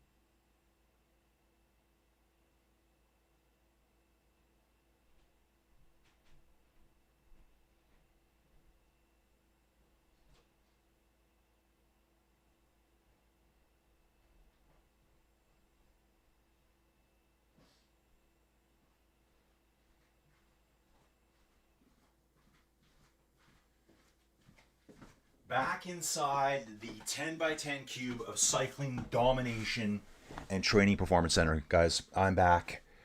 Fourth coffee of the day. Camera's now looking at Arnaud Delis. He's 3 minutes and 30 seconds back of the leaders and about 1 minute and 13 seconds behind the main peloton. So Arnaud Delis is not having a good day here. A lot of moisture on the camera. And again, the roads are wet. This is the scariest type of riding here, guys. Yes, Flocky, I forgot about one. So that is a race that's part of VeloGames too. Okay. Gas station Tim's on your map. Dude, there's an A&W. I'm trying to think. If there's a Tim's Hortons in Three Hills, I don't know where it is. There's an A&W on the corner there. I have to think about it. Large double-double at Timmy Hortons. Joe, were you... Dude, Joe, aren't you from the northern states? Aren't you from, like... I think Joe's... Dude, I can't remember. Illinois or something? But he knows the large double-double. If you know double-double, dude, you're virtually Canadian. You are virtually Canadian, if you can say a double-double. 2 creams, 2 sugars, guys. That's all it means. Don't forget GP Moribon on today as well. Dude, yeah, so I am playing that for VeloGames. In the that's a classes 6s league. Over here, over at the guys, I'm all over. I am all over at the Giro. It's Visma on the front, believe it or not. Visma's doing all the work here. There's Jonas with his red helmet. Hard, you can just tell by their yellow bikes. And even the front's hard to tell because Team Pulte Visit Malta. One has the red, white, and green jersey on. The other is fully decked out in blue. That's his teammate, though, KOM leader, with the blue jersey here. 78 kilometers to go according to Flow Bikes. I'm going to give this a refresh here. And what I will do too, dudes, is go over to Tour Tracker because I want to start using it more in all these race videos we're doing. Okay. Hey, guys, promise you this too. Colin's making promises. He probably shouldn't do this. Tim Rex for Visma Leasebike is leading the peloton down from the Vratnik Pass right now on the front. Jonas sitting in third place. So Visma is starting to get serious about the race here today now. I will do race wire-to-wire coverage. Just this morning, the way I could see the race developing, I was like, oh, this is going to take a while. This is going to take a long time. And with the Tour de France on Flow, every second of every stage is shown. Like from the neutral start, everything. Today, there would have been an hour and 40 minutes of non-race coverage. And even though I can't show you the race coverage, flamingos on the course. What does this mean? Oh, take a look at this, guys. We got flamingos on the course. Okay, I'm not sure what the flamingos represent here, but they are on the course, guys. They're pink. That's why. So we got pink flamingos on the course at the Giro, where the leader's jersey, the Maglia Rosa, is a nice bright pink, guys. And that's what I'm using as my thumbnails for this. So I got a new thumbnail designed here. We're going to zoom in a little bit. Dog's going nutty upstairs. We've been over these 2 Category 3 climbs. The Vratnik Pass and the Veliko de Biala. They called it Biala Pass earlier. Well, they did call it the whole thing. No. It's just called Biala Pass over here on Pro Cycling Stats. We're 62 kilometers to the foot of the Leskovets Monastery Pass. I wonder if I can click on that. What's that going to do for me? Okay. Part of races is at the Giro. Dude, they've never really had a ride up here before. I wonder if this is the first ascent of the Leskovets Monastery Pass. I was hoping to get like a little image of it, but we don't have that. Back over to Tour Tracker here. You can see the course. Making our way in. So that Monastery Pass here is very close to the finish. We're going to have some nice switchbacks going up it. We're going to go through a town down below. Take a hard left. We start climbing immediately. Several switchbacks. Looks like it's getting purpley at the top here. The monastery must be... Oh, it's right. It's going to be right here, I would imagine. Somewhere nearby. That's where we're headed, guys. Here's a huge point today is this sprint segment, the Red Bull kilometer, right before the foot of that town. Time bonifications available there. This is interesting because the race is going to heat up for that sprint. We're going to have a short interlude, like 20, 30 seconds, and then it's going to heat up again to get over to that category 3. And then it's going to be a bomb downhill for 10 kilometers and then a tiny uphill finish. And that uphill finish could be a determining factor here. It might knock a lot of the sprinters out. We may have lost them on the Monastery Pass climb beforehand. Visma is driving it hard now, guys. Driving super hard. So I'm going to be going by helmet colors today, guys. It's so hard to tell the difference here. Even UAE. UAE is not in a black over jacket. They're kind of like in a dark gray black. Yeah, hard to tell. There looks like a bunch of Visma riders, but it's actually some UAE riders up there as well. Let's get back into the chat, guys. Yeah, so GP Morbihan. Let's take a look at that one. How about on PCS, we'll do the GP Morbihan. We got 3 riders. So this is a 1 pro race, guys. So it's a 1-day race. Axel Zonglé, I think I picked him on my team. So there's 3 riders up front. Antonio Jesus Soto, Juan Loop Fayol, and Max Nielsen here in the front.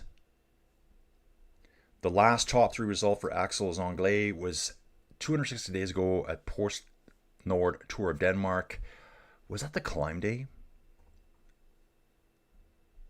Yeah, here he is here. He finished 2nd place to Mads Pedersen. Now, this would have been a sprint day. Jakob Soderquist there. Matthias Kopecky. We just mentioned his name earlier, guys. He now rides for Unibet Rose Rockets with his brother. Back then, he was riding for Team Novo Nordisk. Dude, this guy was like riding with hitters here. Yeah, this race here, this is last year, guys, 2025. Absolutely dominated by Lidl Trek. Top 6 riders here, 4 of them were Lidl Trek. Insane. Mads Pedersen just killed it at that race. Dude, I should go back and watch this today. It might be kind of fun to watch this again. See what I was getting up to back then. But we are in the pipe 5x5. And Arnaud Delis is coming back on, guys. He's caught back on. So he's pulled back 1 minute and 13 seconds. Probably very relieved to be getting back in here. Peloton's pretty chill here, guys. Really chill. I think they slowed down a lot. Yeah, dude, it looks like they're barely moving here. I think they're all doing clothing changes here. So yeah, this Plumelec to Plumelec, that name is really familiar to me. Like, so familiar to me. Makes me think that the Tour de France went through here last year. Oh, wow. Just a bunch of finishes of the finish line. Just around and around you go, take the same climb. This looks like a tough race. Really tough race. Okay, guys, going to go over the Giro. That's where we want to be doing today. We've got a few people here in the chat. Loving it, guys. We're hurting. Fab Cycling. Poor Arnaud Delis. The guy got dropped. Just has no luck. But dude, he's back. He's back. I know I'm talking late here, but Arnaud Delis did manage to make his way back. Big dude, big muscle, big cramps. That's right, Dave. It used to be that half of Esso gas stations had a Tim's. The Monastery climb does look brutal. It does look brutal indeed. That's right. Joe Mercado from Chicago. Pick up Timmy's while in Detroit. If you know, you know. Detroit. Not Detroit, Detroit. That's how I'm saying it from now on for my American friends. I love Americans. A lot of you guys from the northern states, you're virtually just Canadians. Or vice versa. That's not supposed to come out the wrong way. I meet so many people, they're like, what's it like in Canada? I'm like, where are you from? I'm from Idaho. Same. Right? If you're from BC, what's it like in British Columbia? Where are you from? I'm from Washington State. Same. Same as if you're from Montana and Alberta. It's the same. Same weather, same people, same kind of jobs. Like Alberta and Montana, it's farming, oil and gas, cattle ranching.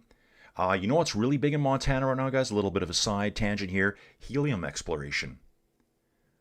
There's a lot of small Canadian companies messing around in northern Montana there for helium. Helium is an absolute limited resource.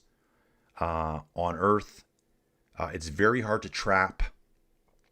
Basically, helium will just go away. It just leaves the atmosphere. It just keeps going. So it needs to be trapped really well. Just into perspective, guys.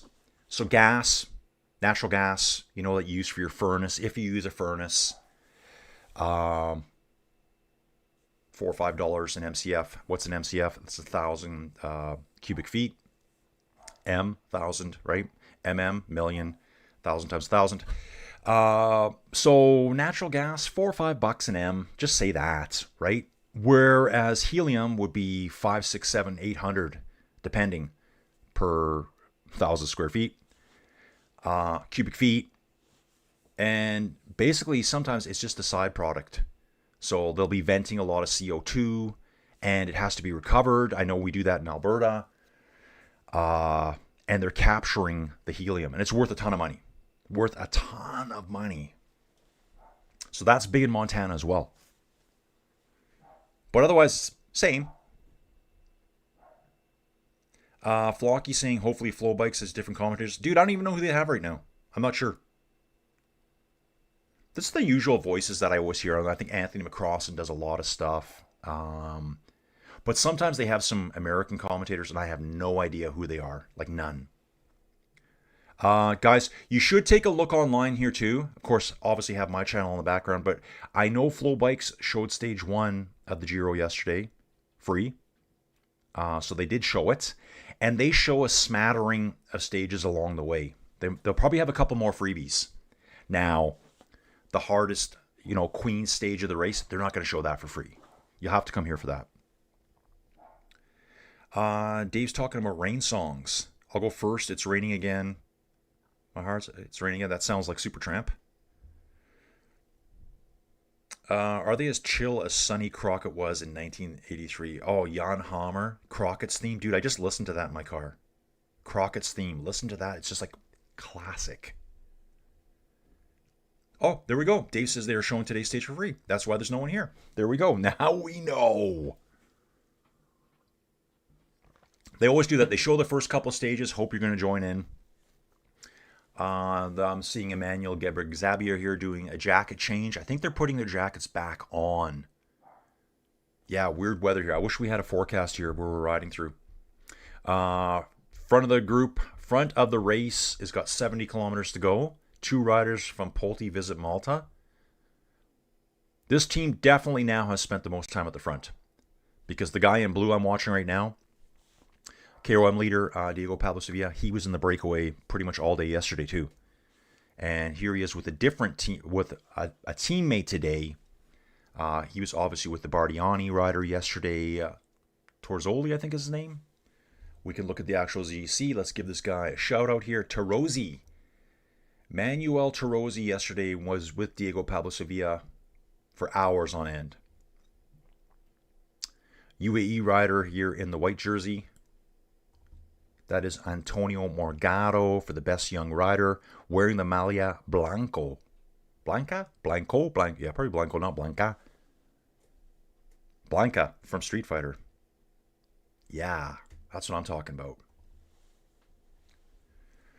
Okay. Any fracking in Canada? Do lots of fracking in Canada. Yeah, dude, pretty much, guys, just so you know, I spent 21 years in the oil and gas industry. Oh, it's pouring here. Absolutely pouring. So, guys, I'm a geologist, exploration geologist, development geologist. Just call me a petroleum geologist. Spent 21 years doing that. Virtually every well gets fracked. Virtually every friggin' well gets fracked. That's how it is. Virtually every well.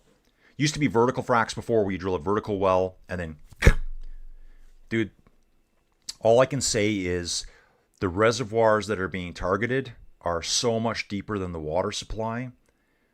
Like my water depth here is at 90 feet down. Probably the nearest productive zone here, let me think about it, would be the Belly River Formation. They were chasing coal bed methane 20 years ago. It's probably at 700 to 800 meters down. So it's like 2,600 feet down. So you've got 2,500 feet of rock before you get to that water reservoir that I drink my water out of. There's no communication. The only time you're going to have communication problems is in the casing. So they put a steel pipe down there, a steel pipeliner. If that casing rots out for whatever reason, it's defective, you could have cross communication then. That's how that happens. Yeah. Oh, dude, totally. The UK is squeamish about it. Same in Quebec. There was companies in Canada that were doing some exploration in Quebec, and they completely shut it down. So, dudes, now they drill horizontal. So they drill straight down and they land it. We call it landing the well. It's kind of like landing a plane. It's all designed in advance so that you're actually like landing the pipe into the zone. You really are. You're steering it downwards. You're landing it in the zone, and then you're going horizontally outwards. It's called a horizontal well. The majority of wells in Alberta now are horizontals, and they're drilled into a really, really thick formation, basically a shale play, 200 to 300 meters thick. And these zones are 2,000 and 3,000 meters deep. You're not getting your water from 2,000 and 3,000 meters deep. If you were to access water from 2,000 meters deep, it's going to be salt water. It's not fresh water. It's not drinkable. It's not potable water. I think the deepest wells in Alberta, 300, maybe 400 feet deep. So 100 to 150 meters deep, the water table. After that, the water starts getting salty. You can't drink it. So I know there are some bad things that happen, but 99.99999% of the stuff that does happen is good stuff. They're not doing things wrong. There are instances, though, where there is cross-contamination where, like, hydrocarbons get into the water table if the casing fails. Casing generally fails in old wells. That's when it would fail. Then they could put a casing liner down there. Alberta is so regulated, guys. It'd be hard. I'd be hard-pressed to find a case where this has actually happened. Do you have a radioactive fish layer, Colin? Are we talking about an iridium layer, Dave? Is that what we're talking about? Monty Burns was ahead of his time in Springfield. Okay, I'm not sure what Dave's referring to there, but yeah, there could be a radioactive fish layer here, possibly. Possibly. Yeah, guys, I think a lot of it, guys, all the oil and gas coming out of Alberta, it's all from fracked wells. All those horizontal wells, they get fracked. So think about it, guys. Let's say you're drilling vertically and you frack and you perforate it. You just shoot little guns off and it opens up the zone. You might have 10, 20 feet of the zone exposed to the pipe so it can leave the zone and get out. When you drill horizontally, you could have a mile.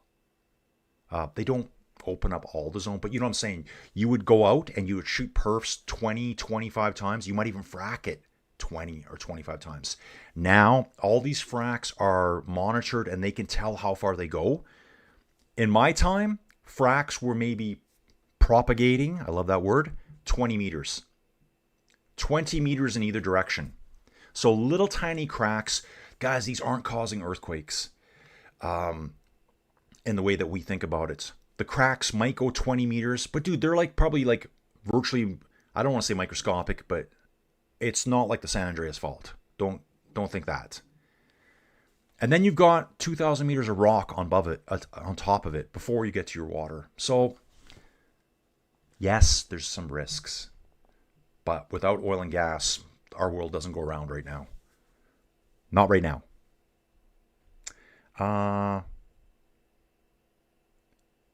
Roz mentioned hearing about this in Wells. It's probably just some local name. Like, dude, at the end of the dinosaur reign, there's an iridium layer, right? So they could basically track that. That's how they determined that there was an asteroid impact, the Chicxulub impact crater down in Yucatan, off the coast of Mexico.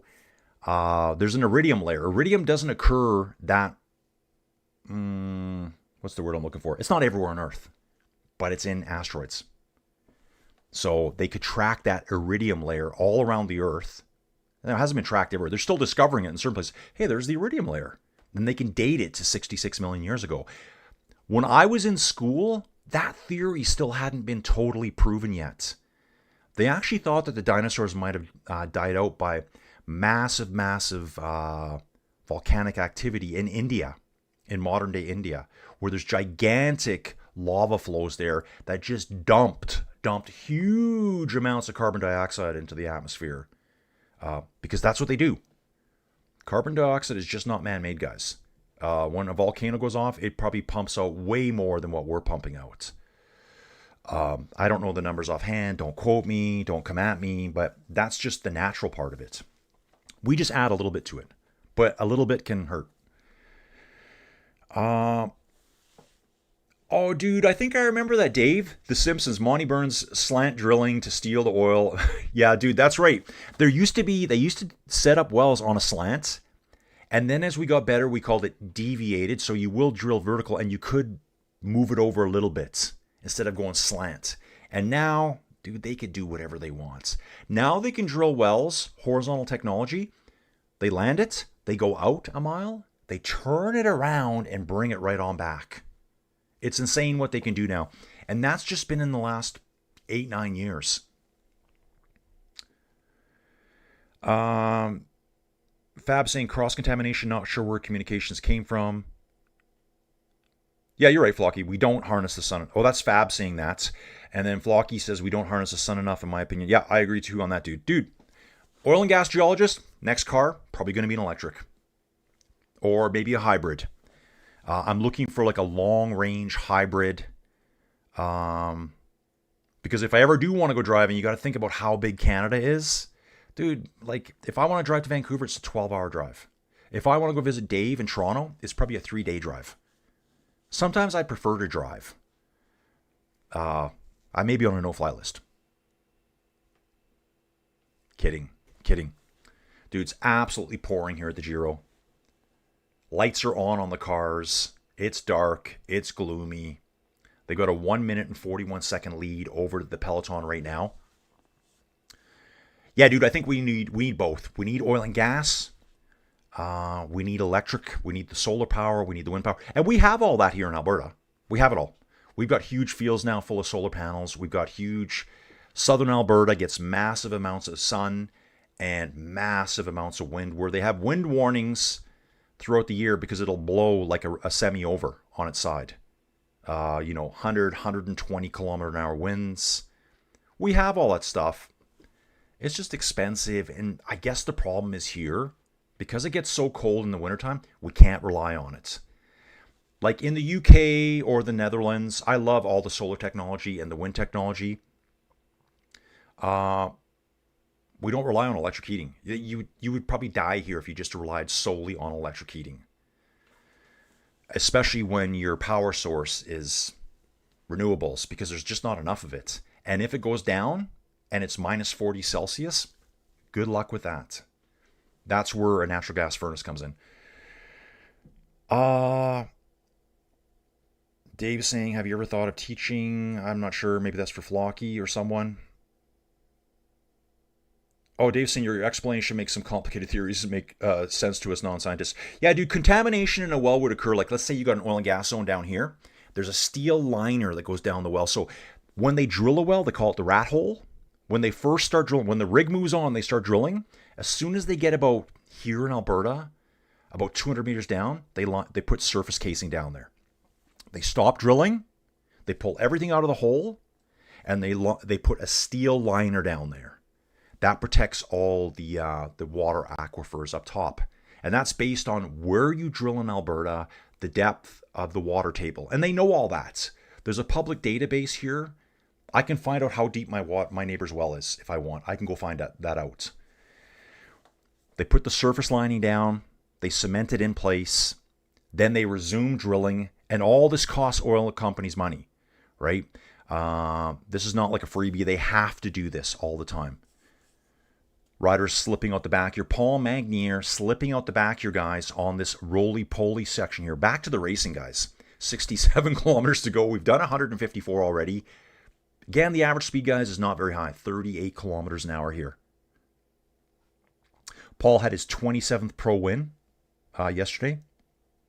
He also won back at the Algarve earlier in February. They set surface casing. Let the cement harden. They resume drilling and go down. If they find something they like down there, and they're also drilling with heavy muds, dense muds, to stop anything down there coming up and causing a blowout.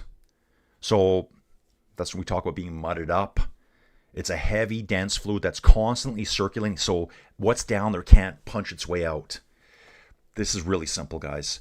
The way I'm explaining it, it's a lot more complicated than this. If they like what they see down there, based on what I see on logs, what the rock samples say, maybe some testing, maybe we get hydrocarbon whiffs coming up the gas detector. We run gas detectors too. I would say, guys, case the well. That could be a $50,000 decision. Then they run more steel casing all the way down to the bottom. There's no communication. There have been cases in the past, though, where well casing has degraded and some of that hydrocarbon that's supposed to be going up to the top gets into the water table. I can't really give you any examples offhand, but it does happen. The rain is lashing here. It's that lashing type of rain where you step outside. You know when you get out of your car and you're like, oh, I'm going to run into the house, and you're soaked before you get in the house? It's that kind of rain. You don't even make it to the house and you're soaked. This does not look fun.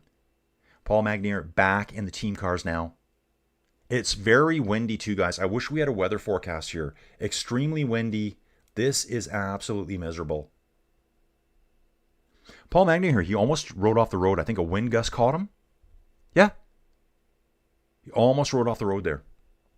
We don't have any weather here for some reason. Okay. Yeah, Flocky, the silence of electric cars is scary when I'm cycling. I prefer engine roar. Yeah, dude, at least you hear them coming. There's a lot of great stuff about electric cars, and there's a lot of stuff I hate about it. Like long distance travel, I'm not using an electric car. I'm just not. Paul's trying to get his, oh man, he's trying to get his rain cape in here. It's windy, it's blustery, he's soaking wet. Dude, I would just stop and put my rain jacket on. I would stop. Like, it's too dangerous doing this. He could just crash right now, and his race could be over. Guy, super star of the future here, guys. He already is, and he's 21 years old.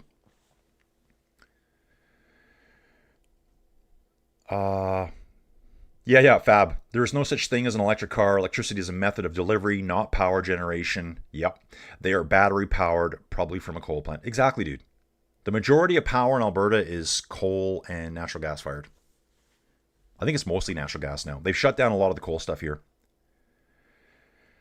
Dave's saying thanks for the geology class and apple we placed on your desk.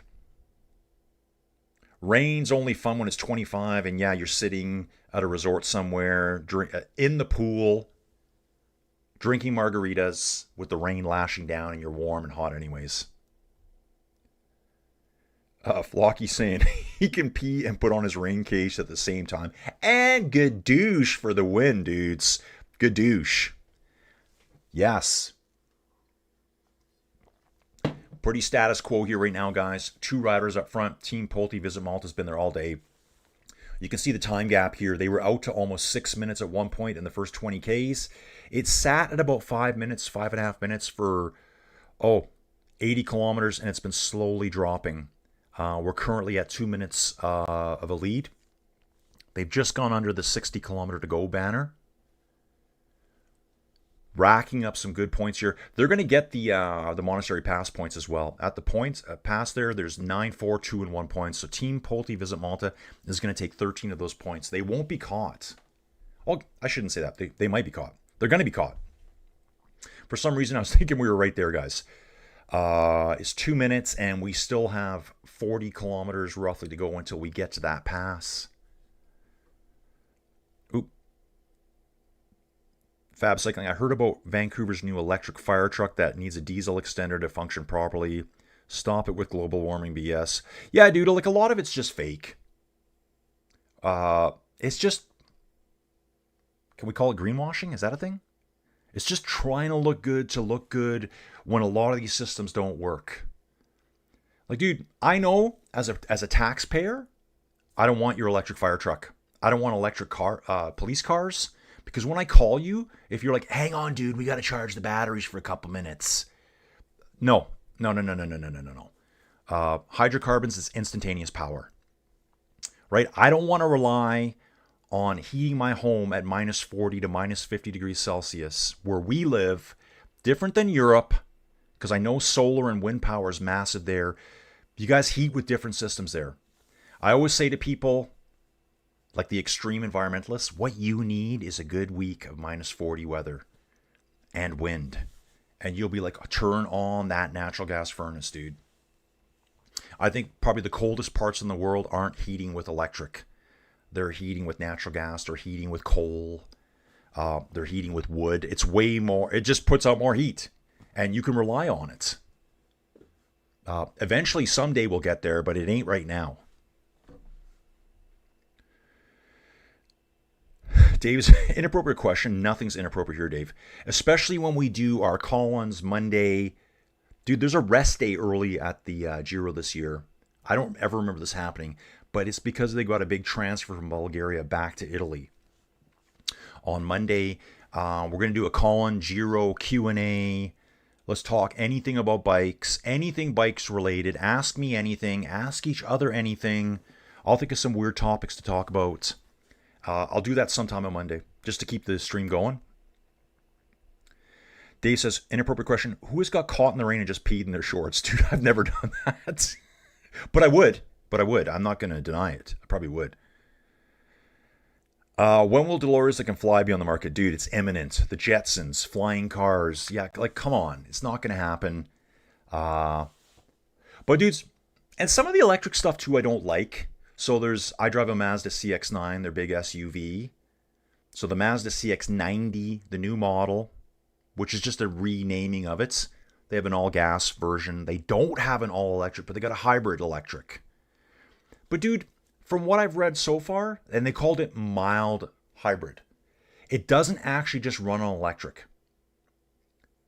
The little electric motors, they have a tiny battery in them, and it runs electric motors that help the gas engine a little bit. I'm like, whip-de-doo. I want the one where, and they used to be around, and I think they still are, where you charge it overnight at home, and you can use a standard charger, or it gets charged on the drive home with the gas engine. And then for your first 30 to 40 miles the next day, all electric. I think that's how the original Priuses were. I took a Prius Uber down in Denver last year, and you could see the little monitor. It was kind of an old beater, but you could see where it showed the motor kick in, and the power flowing to the wheels, the power recharging the battery bank.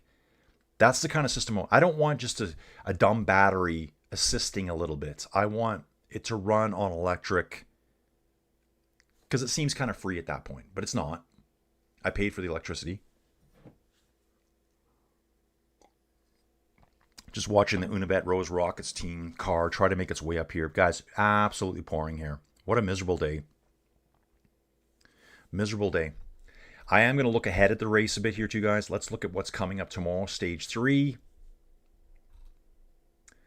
This is an interesting day. Breakaway day. Look at this profile here, dudes. Big climb up to the Borovec Pass. 9.2 kilometers at 5.3%, but that's at kilometer 100. Starts climbing way back at kilometer 60. So it's just a long drag. We're going to see riders getting shelled out there. And then it's just a downhill race to the finish. Downhill. I mean, losing elevation all the way for like 75 kilometers. Red Bull KM is there. That's going to be an interesting stage. Stage 4, the first stage back in Italy, looks like a tough one. Let's have a look at this guy. Only 138 kilometers as well. Will be an easier start time for me because I'm going to gain an hour back. Ooh, look at this guy here. Early climb, flat segment. Then we got a 14.4 kilometer climb at 6% gradient. Downhill with an uphill finish here at the end. Sprinters, they're going to all be dropped on this category 2 climb. And they may not get back on. Anyone that can get back on has a chance of winning that. Go back to the live one, guys. Stage 2, Burgas to Veliko Tarnovo. It does say it's 17 degrees Celsius out there, but I highly doubt it here. Looks freezing. Don, hybrid cars are not good for performance unless you spend a lot of money for one that has both a good electric and gas engines. Dave's looking for Fred and Wilma's sedan with the big rock roller. Bedrock, a truly green city. Flocky's saying the Orem bikes look great. Who's riding Orem here, Flocky? I'm just wondering. I do know the brand. I should know the bike. You can't actually find that all guys on Pro Cycling Stats if you look at the teams. Actually, let's look at the virtual classification. Team Pulte Visit Malta, as it should be. And they're just stacking that lead up right now with two of their riders up front. If you look at the teams, it'll actually tell you the bike manufacturer they use. Oh, Orem. It is Orem. Good guess, Colin. Thanks, Flocky. Yeah, so Team Pulte Visit Malta rides these Orem bikes. It tells you what tires they use, their saddle, all this kind of fun stuff here. Even the home trainers that they use Elite. Probably Elite Doritos. And no, not a Dorito, Dave. Not the chip. As we all know and love. The two race leaders. Yes, thanks, Flocky. Yeah, so they're on Orem bikes. I'm not actually watching enough. I'm too busy looking at the stats and reading your guys' comments. NSN on the front, leading Visma right now. Jonas looking soaking wet and miserable in about 5th or 6th place. The entire Visma team is at the front here with this solo NSN rider. Trying to get a number on this guy. He's messing with his bike computer constantly, and he's giving his head a look of disgust, shake of disgust. This piece of garbage isn't even working anymore. Yeah, he's not happy. A lot of downhill here, guys. He's messing with his bike computer again. One of the Visma riders kind of waving a hand. Oh, hey, guys, a little bit of one of these. Like, hey, slow down a bit here. Something's coming up. Yeah, what a miserable day. Grit in the teeth, grit in the ears later at the end of the day. Shower's going to be nice afterwards. Getting a replay, it is. It's showing him messing with his bike computer. I'm not sure why. Oh, he can't read it, I think. He's using his glove to wipe moisture off it. They probably gave him the cheap cracked one. Now he's got water inside and it's not working. The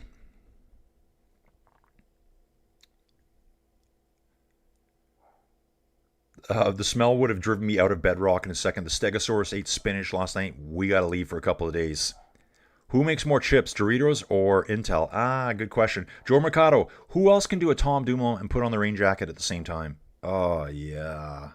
Dude, that was the most horrifying thing of all time. Liquid diarrhea. And just put your shorts back on. Yeah. Just put your shorts right back on. Just pull them up tight. And just get through the stage. Have your team kind of ride around you. Keep everyone else away from you. No one else would want to ride anywhere near them. We're at 52.6 Ks to go here, guys. Waiting for the race to really ignite in phase 2, which will be, I'm going to say, about 5 kilometers before the Red Bull KM. In the actual GC, we've got a bunch of riders here, that could easily vault into the lead. Bunch. You can see here most riders are within 10 seconds of the finish of the leader. Someone gets the Red Bull KM and gets a good decent finish today, they could get the pink jersey. So what's on tap for the rest of the day, guys? I had a bunch of messages yesterday from people wanting to look at houses, but it's like next week. I'm going to be at my Drumheller house on Sunday. I don't mean mine, just my property I take care of. I got to arrange some stuff to be moved out for the owner. One of the NSN guy comes to the front and is trying to give a jacket to the rider up front. He's riding short sleeves, one of the few riders not in a full rain jacket. It's like, dude, you want a jacket? Like, you must be freezing to death. Come on, bro. He's like, nah, I don't want it, man. I'm hard. You carry my rain jacket for me all the way now. Nice guy.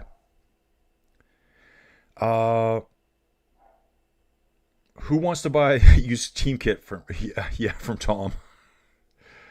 Pulte is on the Orems. Pulte Cometa.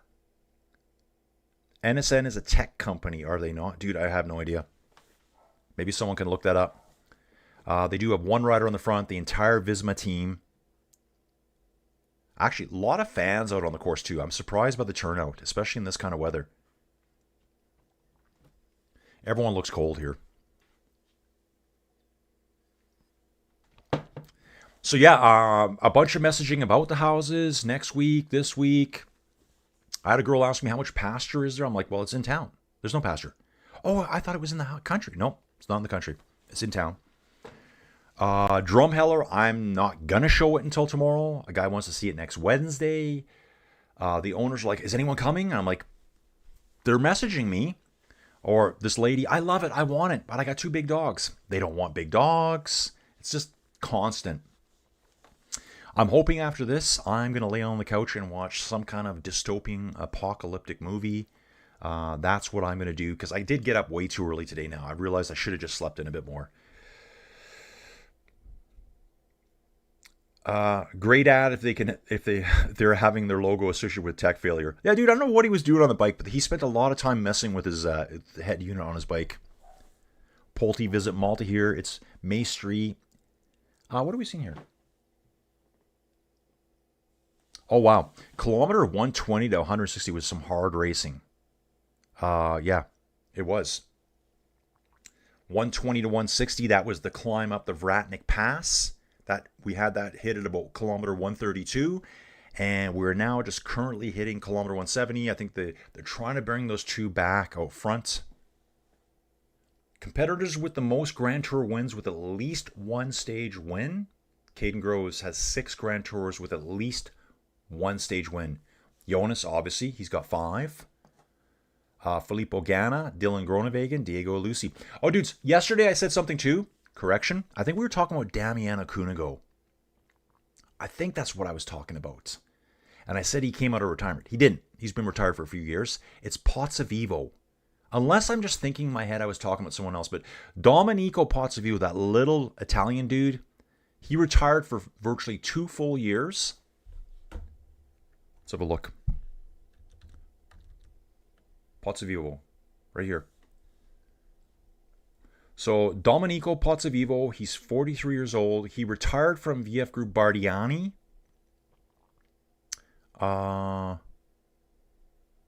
Yeah. He was with Israel Premier Tech, Intermarché, AG2R Le Mondial, Bahrain Merida. Yeah, it looks like he retired on February 25th, I think. Is that what happened? But yeah, he disappeared for 2 years. And now he's back. He was racing at one of the races early this year. I remember him racing, and even the commentary I was listening to talking about him. So I think that meant he retired there. Because, yeah, he vanished and came back 2 years later, April 3rd, back racing. I think that would have been Adriatico, maybe. Yeah. Nope, that would have been Tour of the Alps. Yeah, Tour of the Alps he raced at. Yeah, and I mean, he finished 14th overall at Tour of the Alps this year. So his last racing would have been in 2024. Had a full season, did the Giro back then, 20th place. Like, dude, why did you retire? 4th place at the Tour of Slovenia. Like, still a legit rider. 31st at the Treno Adriatico. 20th at the Giro, and they decided to retire him. Or he did. Did Il Lombardia, 38th place. Poggi probably won that one last year. Poggi did win that one last year. Disappeared for 2 years, back racing. So it was Domenico Pozzovivo. So if I said Cunego, I kind of thought about that yesterday. I'm like, that doesn't sound right to me. And I had to go look it up. Trying to keep the stats straight, guys. Flocky, I like cycling in this weather. Fewer cyclists, especially gravel bikers, and Identikit Rafa gear.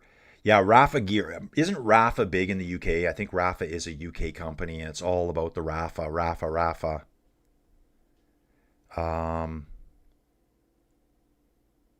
Dave's saying Rafa gear is okay, just too expensive for many non-douches. Dude, I love that. I love the word douche. Dave, as a dude that does ride in every condition on the planet, Dave, what do you recommend? What's the gear, your go-to gear?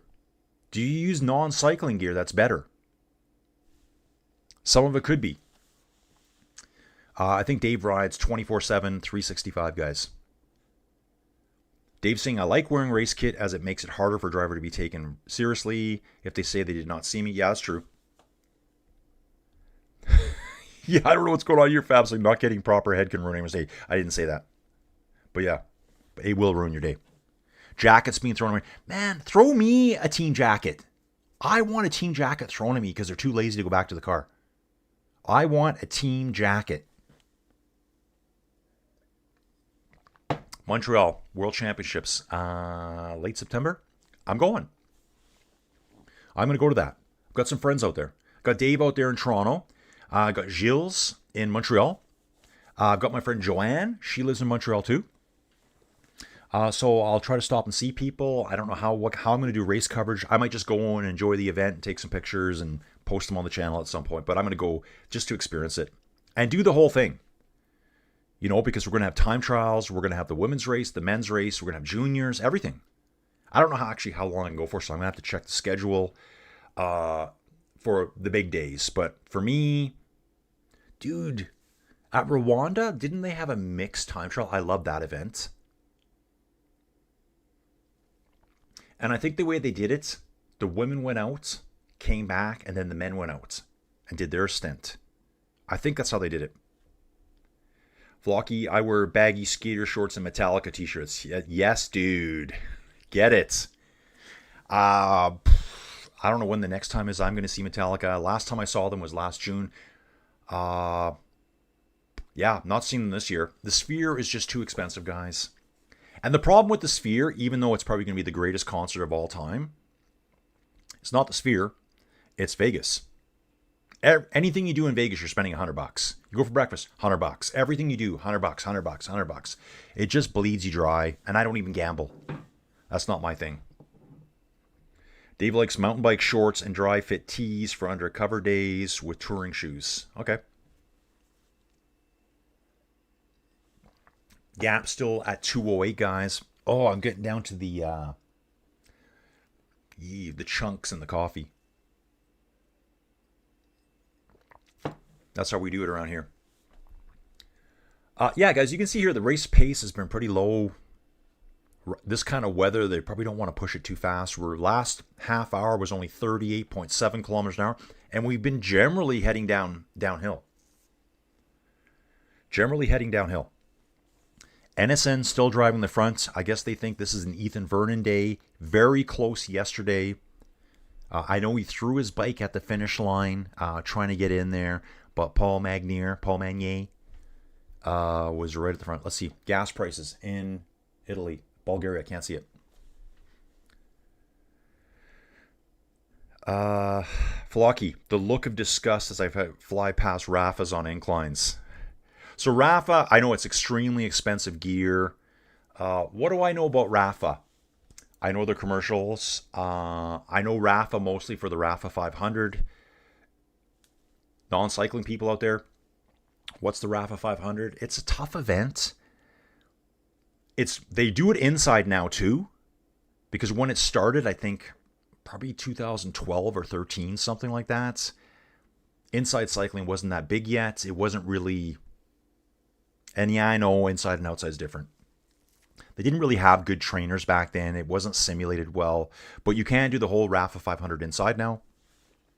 You got to ride 500 kilometers between Christmas Eve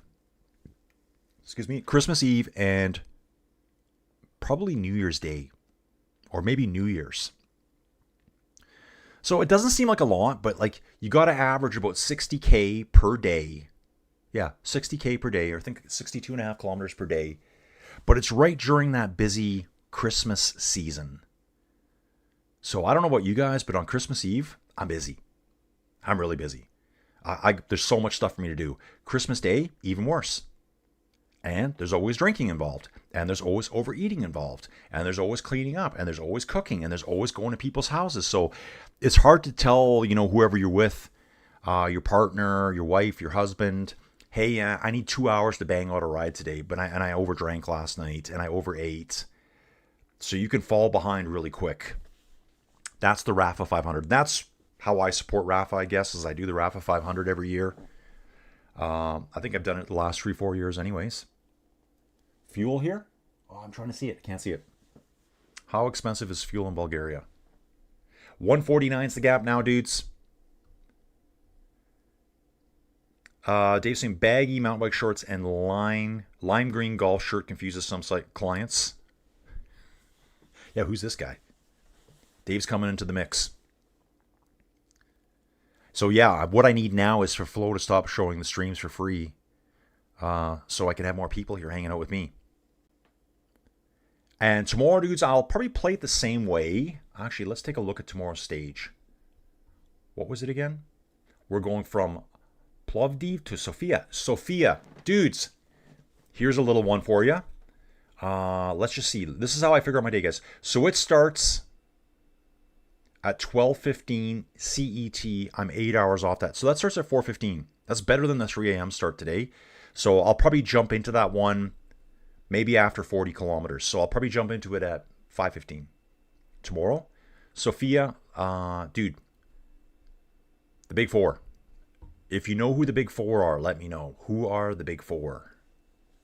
Who are the big four, guys? We'll go back to stage 2 here. All metal fans, the big four. Okay, so I gave it away, but there's a really cool YouTube video. It's Sofia. I think it's 2009 or 10. And it's the big four of metal, all performing there. And there's some great videos. There's some great documentary series behind it. Dude, and they love their music over there in Sofia. I thought that was Hungary, but I guess it's Bulgaria. Really? Okay. Dave's saying in the 90s, I used to wear soccer shorts and oversized cotton tees and draft the race teams training on something Cherry Beach loop here in TO, the T.O.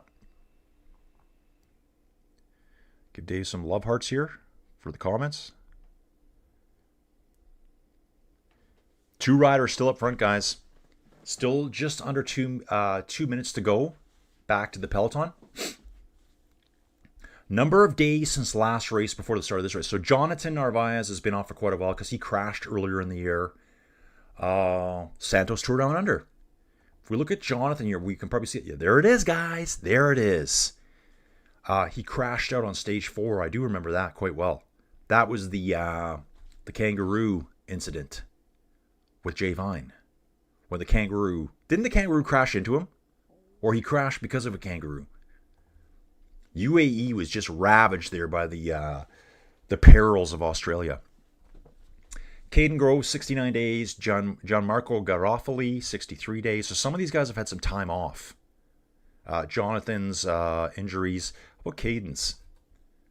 So he did the Giro, didn't finish Brussels-Kern. Maybe it was a crash, I'm not sure. Did the Algarve earlier in the year. NSN rider still on the front here. Dudes, I'm going to go back to Tour Tracker for a little bit, and we're going to go jump into the Giro here, see if we can get some different coverage going on here. Oh, I was in the Giro. So I was in the Giro there. Sorry, guys. I just want to show the map a little bit better here. The map is kind of funky on here. Anyway, I'm trying to zoom in, guys. I'm trying to make this work, but it's not working very well. That's where we're headed today. Heading right into the heartlands of Bulgaria. Got a rider on the side of the road. Looks like it might have been no, not a Visma rider. It's our location on course right now. 41 kilometers to go. It's clicking down faster now, guys. That was Sepp. It is Sepp Kuss. Okay. I was expecting an all yellow bike. He's on the yellow forked Cervelo. So Sepp just did a full bike change there. And he's in the team cars now, riding with the Picnic Boys. He will get back on. 144 the gap. NSN on the front with Visma doing the work. Ineos Grenadiers, there's Filippo Gann at the front. There's a lot. There's 5 or 6 orange helmets. That's the Net Company. Is it Net Company Grenadiers now? What is it? Net Company Ineos. Okay, so we're taking the old name. We got the new name, so let's try to use that. They're pushing hard at the front here. Really looking forward to seeing Timon Aaronsman later on in the climbs. Oh, dude, that's what I wanted to look up today. Dudes, I was talking about families earlier, so let's take a look at this. I want to show you guys something here real quick. This is a side tangent. Jan Christian, okay? Jan Christian, you know him. He rides for UAE. He's 21 years old. We've seen him in lots of racing. Actually, yeah, he won the Alula Tour. I think he won it on the last stage. Yeah, he won it on the last stage. There was some crazy climb at the very end that he won. Oh, this is even better now. It's showing more of them. Actually, it shows more here when you look at him. So Jan Christian's brother is Fabio Christian, who rides for Pinarello Q36.5. He's 2 years older. I like seeing stuff like that. I looked at Fabio Christian, and wow, this is showing more data than earlier. There was this dude, Leandro. No, it wasn't this guy. It was a different dude. Okay, at first I thought it was a girl because I see this and I think Nicola. But, it's Nicola probably. Obviously a dude. He's riding for a continental level team. This is his cousin. And this guy's brother, Leandro, his younger brother, rides for a club level team over in Switzerland. But here's where I want to get to. Hans Schluniger. Hans Schluniger here, okay, passed away, wow, just a few years back. December 19th, 2021 at the ripe old age of 88. So guys, at the Giro this year, guys, there's more cycling content than this. At the Giro this year, we're riding a 42-kilometer time trial. It's getting better. But I want to show you something here. Hans Schluniger, who we've never heard of. Guys, I hadn't heard of him. He was two times 10th place. I think it's 1960. He rode the Tour de France. He finished 80th at the Tour de France. I want to show you this. Guys, I looked at this morning. In 1960, stage 19 from Pontarlier to Besançon. God, we see those names every year at the Tour de France. The individual time trial was 83 kilometers long. That's what I'm talking about. That's what we need back to let the true time trialists shine. They had an individual one earlier in the race that was 28 kilometers long. Oh, Dave, and I think you mentioned Dave, back in the days when we had 2 stages a day. So June 26, 1960, we had stage 1A, and then we had stage 1B. So they did a light 108 kilometers first, and then they did an individual time trial after that. NSN rider here having a little chuckle fest with some other riders coming up here. This is, I was going to say the Ineos boys, but I don't think it is. So I like looking at the stuff from the past, because let's look at the 61 race. He didn't ride it, okay? He didn't ride it that year. Didn't ride it in 59. 62, he didn't ride it. 63. Guys, a lot of this too might be data missing. But what a cool family. I know we were talking about Mathieu van der Poel's family yesterday. Let me back up again, guys, because there was like Fabio, Jan, Nicola, Hans, the grandfather. If we back Leandro, and there was a few other ones too. His father, Joseph Christian, and the mother. What a family dynasty of cyclists. Joseph Christian. Oh my, look at this. Who's ever heard of the Trans-Canada Tour? 1999 did the Tour of Langkawi that Eddie talks about, which we're going to follow this year. So this guy raced in 1999, finished 49th at the Tour Trans-Canada. Different classifications back then too, guys. Like, wow, Dave, check this out. Quebec, Trois-Rivières to Montreal race, Laval to Hull, Kingston, Port Hope, which I think is basically Toronto. Guys, I know we're really on a tangent here now, but we're also going to look up Yolanda. So Yolanda raced in 1992. It only shows her racing 1 year. Again, guys, this is just lost data, I think, because it gives her 50th overall. You'll see on PCS sometimes they'll say, if you know who finished in the top places in this race, let us know. I see that on my pro account. This family stacked with cyclists. Let's get back to the race, guys. I know. I do this all the time. This is the channel. Okay, dudes. I got back up again. Your goodness. Colin, any advice about buying leasehold from Mrs. Flocky? Is she thinking about buying here? Flocky, didn't you say she wanted to buy land in Manitoba? I think that was a comment you had a while back. Eddie's saying the Uzbekistani cyclist did well. There's only one at this race. Got 41st. Scotty Mack from Colorado. Colin, good to see you, buddy. Scotty, good to see you too. Scotty, I'm coming to Colorado sometime later this summer. I will be coming to Colorado. I just happen to figure out if it's going to be June, July. I'm going to take in some Rockies games. So, dude, I know I got to tell Drew as well. Where's Drew been?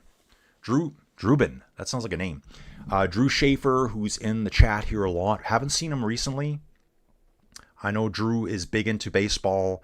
And he goes, dude, let me know. I need a few days' notice. Because I think he lives 4 or 5 hours from Denver itself. So we could have an Inside Cycling World meetup. Uzbekistan. Becky, Stan. Rest in peace, Herman Cain. Okay, Fab, I need some reference to that. Herman Cain, I don't know who that is. Tour of Langkawi mentioned. Exactly, dude. Port Hope is east of Toronto, but it's pretty much Toronto. 123 is the gap, dudes. Slowly entering phase 2 of the race. Early days are like this at the races, guys. It's kind of... The race is not really on in full force yet. Yeah, Vinokurov family. Yeah, there's we had Alexander Vinokurov, and then his son rides. His son is riding right now. Is his son at this race? I think his son is named Nicholas. For Astana. Astana. He's not at this race, but he is with the Astana team. Yeah, there he is. Nicholas Vinokurov right here. 23 years old. Father. He's got a twin brother too. He has a twin brother who rides for Astana. What? Okay.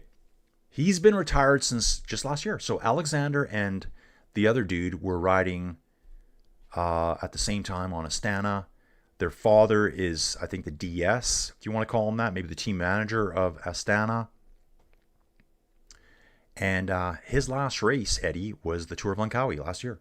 Finished 94th. Petronas, Tour of Langkawi, final. Joris Delbo for Total Energies, Anders Holland Johansson, Yanis for Tudor. He won a stage, I believe, at the Alula Tour. Nicholas Vinokurov finished 4th on that stage. Wow. David Bice, we've seen this guy for Team Pulte Visit Malta earlier this year as well. Yeah, kind of like a stepping stone race. It's a Pro Series race. Not World Tour, but we do get a lot of World Tour teams there. So that's going to be later this year, guys. Yeah, sidetracked. Rabbit holing. I'm rabbit holing big time. I think it's going to be a crazy finish, guys. Let's hope the roads dry up a little bit. We got 34 kilometers to go. Yeah, exactly. A light 108 kilometers followed up with the time trial.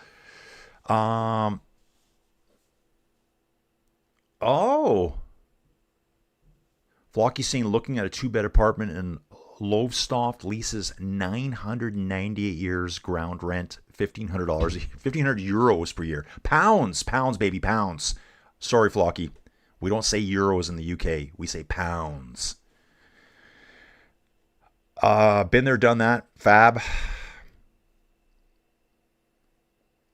We miss you, Taddy Pogacar. That's on the side of the road here at the race.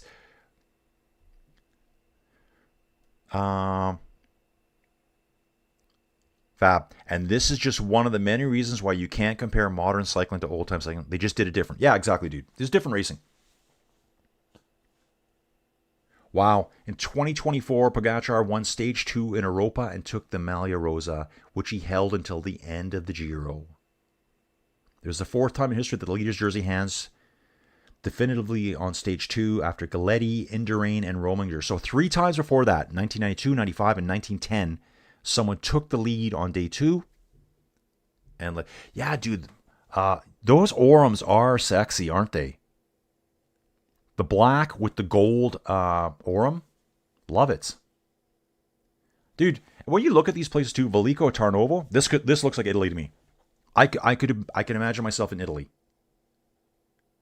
Yeah, red roofs. This looks like Italy. I wouldn't know where we were right now in the world. Great architecture here, churches. Wow, castles. Holy crap, Velico Tarnovo. I have to visit. What an awesome place. Dude, there's a gigantic walled castle. Well preserved. Looks like a church up on top. Wow, that is so cool. Of course, on a big hill. Yeah, fantastic. Velico Tarnovo. I got to look that up later today.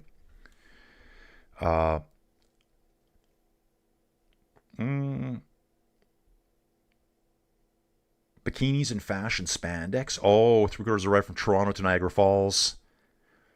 Scotty Max and Colin, hit me up when you get your Denver plans found. We can definitely do the Rockies games. Scotty, I think you live just north of Denver, right? Is that correct? What's the name just north of Denver? It's called Fort something or other. Am I right about that? Dude, I just remember seeing signs in the Uber when we were there last year. Yeah, I don't know who beat Poggy in Stage 1. I'll have to go look at that. Probably a sprinter, and then Poggy took it Stage 2 and rode all the way.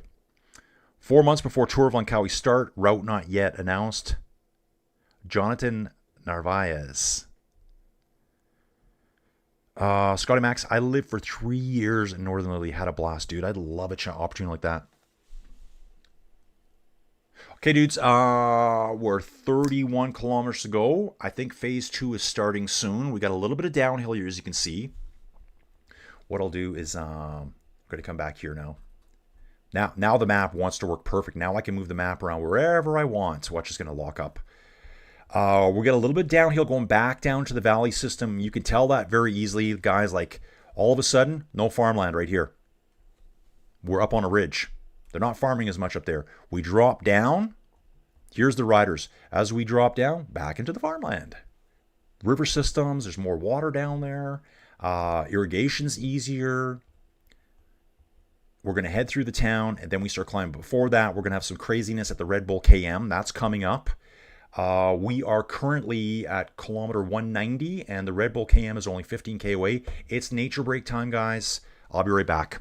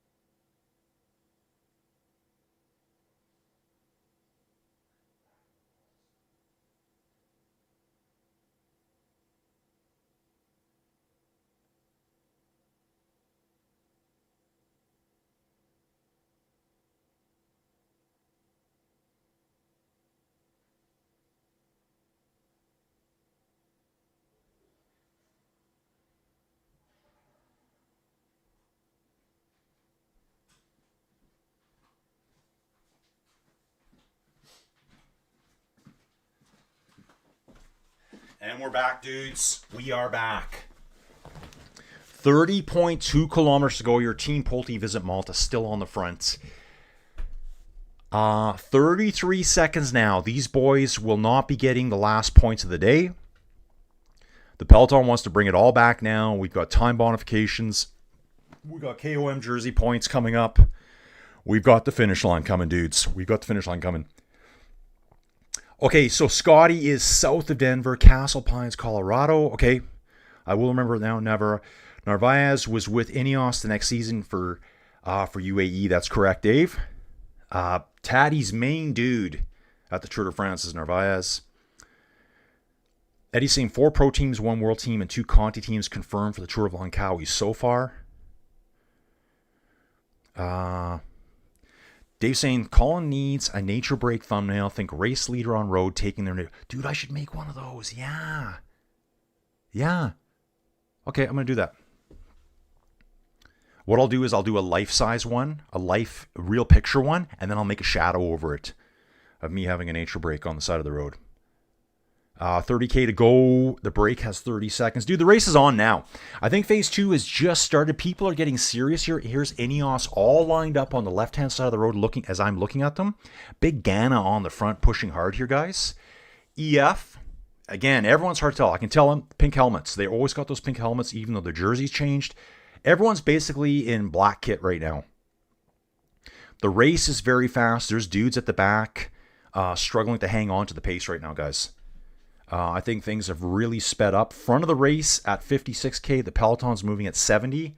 Obviously on this bit of a downhill here. And what we can do is, why don't we zoom in, guys? I keep forgetting to do this. This will help us out a lot. This is what we got left to tackle, guys. So you can see we're in the valley system now, just coming off that huge descent. And looks like the gap's coming down quick. It's saying it's 20 seconds now. Boys are in sight. These guys will be doing a little fist pump here right away. Man, awesome job by Team Pulte Visit Malta. Like, when you look at the Pro Series teams, these guys have done the most so far. They lead the team classification. They have the blue jersey, the KOM jersey, and they've got the most kilometers in the lead so far of the race. I mean, I know it's only stage 2, but give it to them. The breakaway pair is in its sights right now. Yeah, Net Company, UAE, Team Visma on the front here, guys. EF is right there as well. Movistar moving up here quickly too. Yeah, so hard to tell the riders right now. We got yellow helmets for Visma, orange helmets for Ineos, pink for EF. Movistar is pretty easy to tell from a distance. They always have a huge M on their jerseys. But yeah, some are wearing rain jackets. Terengganu cycling team have a tour of Azerbaijan tomorrow. Okay. Road spray worse than plain rain. Oh, absolutely, dude. I can imagine the grit. Dudes, back in the day, I used to ride my bike all the time outside in the rain, to school, from work. And you get home and you have like road grit in your ears and in your teeth. Like, ugh. You don't even know it's there till later. Half the time. So yeah, the boys are being caught right now. Diego Pablo Sevilla and his buddy Mirko Miestri. Yep. Pats on the back, fist pumps. Good job, dudes. I bet you the Peloton's even going to say something to them. Like, those dudes, they've been gone since pretty much kilometer 0. As soon as I turned the race on, guys, I've seen the entire race today. Not video. We only had video after an hour and 40 minutes. Which kind of shocks me that they're not showing all of the Giro on TV somewhere. And I'm kind of wondering if it's just because we're in Bulgaria and it's just harder to do. Let me get this back where it should be, guys. Here we are. So this is a little bit dated now, obviously. 183 riders. I think we've lost someone. We've lost someone from... Okay, someone was asking, have we lost anyone yet? Let's have a quick look here. I can do it this way. Because it should be at 8 riders per team. It needs to be an even number. Right here. We lost Matteo Moschetti. Teammates helping each other take their jerseys off. Like, it's trapped on his glove. This is Tobias Lund Anderson needing help. This is how you crash. But yeah, we lost Matteo Moschetti, sprinter. Yeah, sprinter for Pinarello Q36.5. He didn't start today. So I got to think he was involved in the crash yesterday in one way or another and just woke up feeling like a pile of crap and says, I can't do this today, guys. I just can't. Saw the rain coming and was just like, I can't do it. That's my story. I think it's a good one. So one rider out of the race already. The Red Bull KM is 11 kilometers ahead. There are 6:4 and 2 time bonifications available on tap. All the teams getting organized, guys. The rain is letting off a little bit, so guys are stripping off their rain gear. And now I'm having a better look at who's who out here. Paul, he's in pink all the way. He's very easy to spot. Yeah, it has been replaced. You're right, Fab. Uh,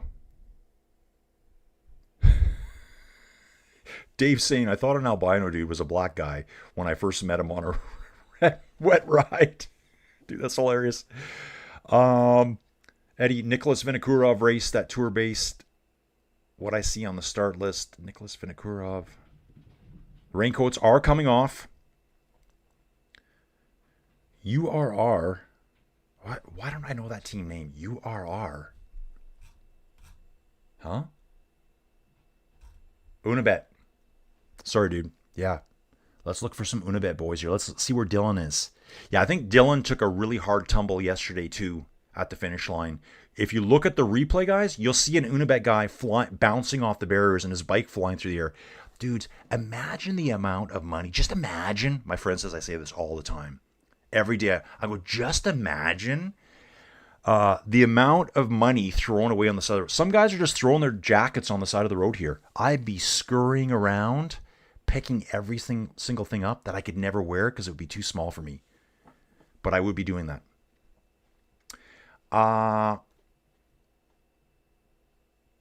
Okay, we got a dude here. Are we aware? Dude, brand new dude. Introduce yourself, guy.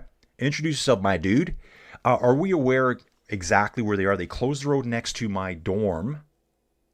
And the police will not let us pass the road. They closed it earlier than necessary, and some of us are stuck outside. Dude, we're coming up to the Monastery Pass shortly, the Red Bull KM. How can I define this better? Dude, we are 24 kilometers from the finish. I'm not sure where you are on course. So we're in the valley system before the small town that's below the monastery climb. And what is this here? Looks like a soccer pitch or something, maybe. So we're heading northwesterly right now. Northwesterly.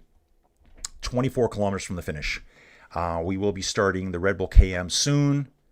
The race is heating up right now. Oldest rider in the race, Wout Poels, at 38 years old, riding for the Unibet Rose Rockets. Dude, that's a really smart acquisition, too. Like, he's a strong man to get out there. He's been through it all, done that. And again, I mentioned yesterday, too, picking up Dylan Groenewegen, super smart for these dudes. That's what got them their first World Tour win, was Dylan Groenewegen. Okay, Fab saying 26 kilometers to go, road closed for more than 20 minutes. Kim Lassell. Dude, Kim. Dude, I forget, is Kim? I don't know if Kim's a guy or a girl. I think Kim is a girl. Moschetti got a concussion yesterday. I didn't know that, so great to hear that. Well, not great to hear that, but at least we know what happens. And our friend here saying, I surely hope so because I'm waiting in my car in a free parking lot. Okay. Flocky, Groupon FTJ jersey is the dullest. Bring back the giant clover leaf. Yeah, dude, I like that one too. The race caravan takes about an hour to pass through the course. On a flat course. That's on a flat course, and the mountain's even longer. Okay, dudes, let's get dialed in now. Phase 2 is underway. All the teams are starting to get super organized at the front. Pace is quite high. Around 23 kilometers to go here. Got a few more people jumping into the chat now. People sleeping in on a Saturday morning. Come on! And crash. I could tell right away there's a crash, guys. I just saw some riders standing. I'm like, why are they standing? On a right-hand band, they've all crashed into the corner. Got an EF guy here. I'm going to say minimum 20 riders involved in this crash. They would have all just slid off the road, and there is a metal barrier there. You know, the kind with the little, the double that Chloe cut her leg on years ago. One of those barriers. Some dudes are on the other side of the barrier. Dude's having a quick look here. Derek G involved in the crash. One dude is totally, completely covered in mud. I think he went flying. Guys are still laying on the road here. This is a bad crash, guys. Van Gestel, Sam Benini, Bice, Santiago Butrago, Derek G. West, Corbin Strong for NSN, guys. Big crash. And this poor one dude here, I'm trying to figure out who he is. He's in a white jersey. I'm going to say it's a UAE rider. Completely just covered in like black mud down one side of his body here. Pulte Visit Malta rider. This guy does not look like he wants to go on. He looks quite stressed out. Yeah, it is a UAE rider. Trying to figure out who that is. It's Morgado. Could be Morgado, guys. I'm looking for the greasy mustache. Is he not greasy? He doesn't have a greasy mustache. I'm sorry about that. Remy Cavagna for Groupama. We were just talking about them. Adam Yates involved in the crash. Turconi, Neighborman.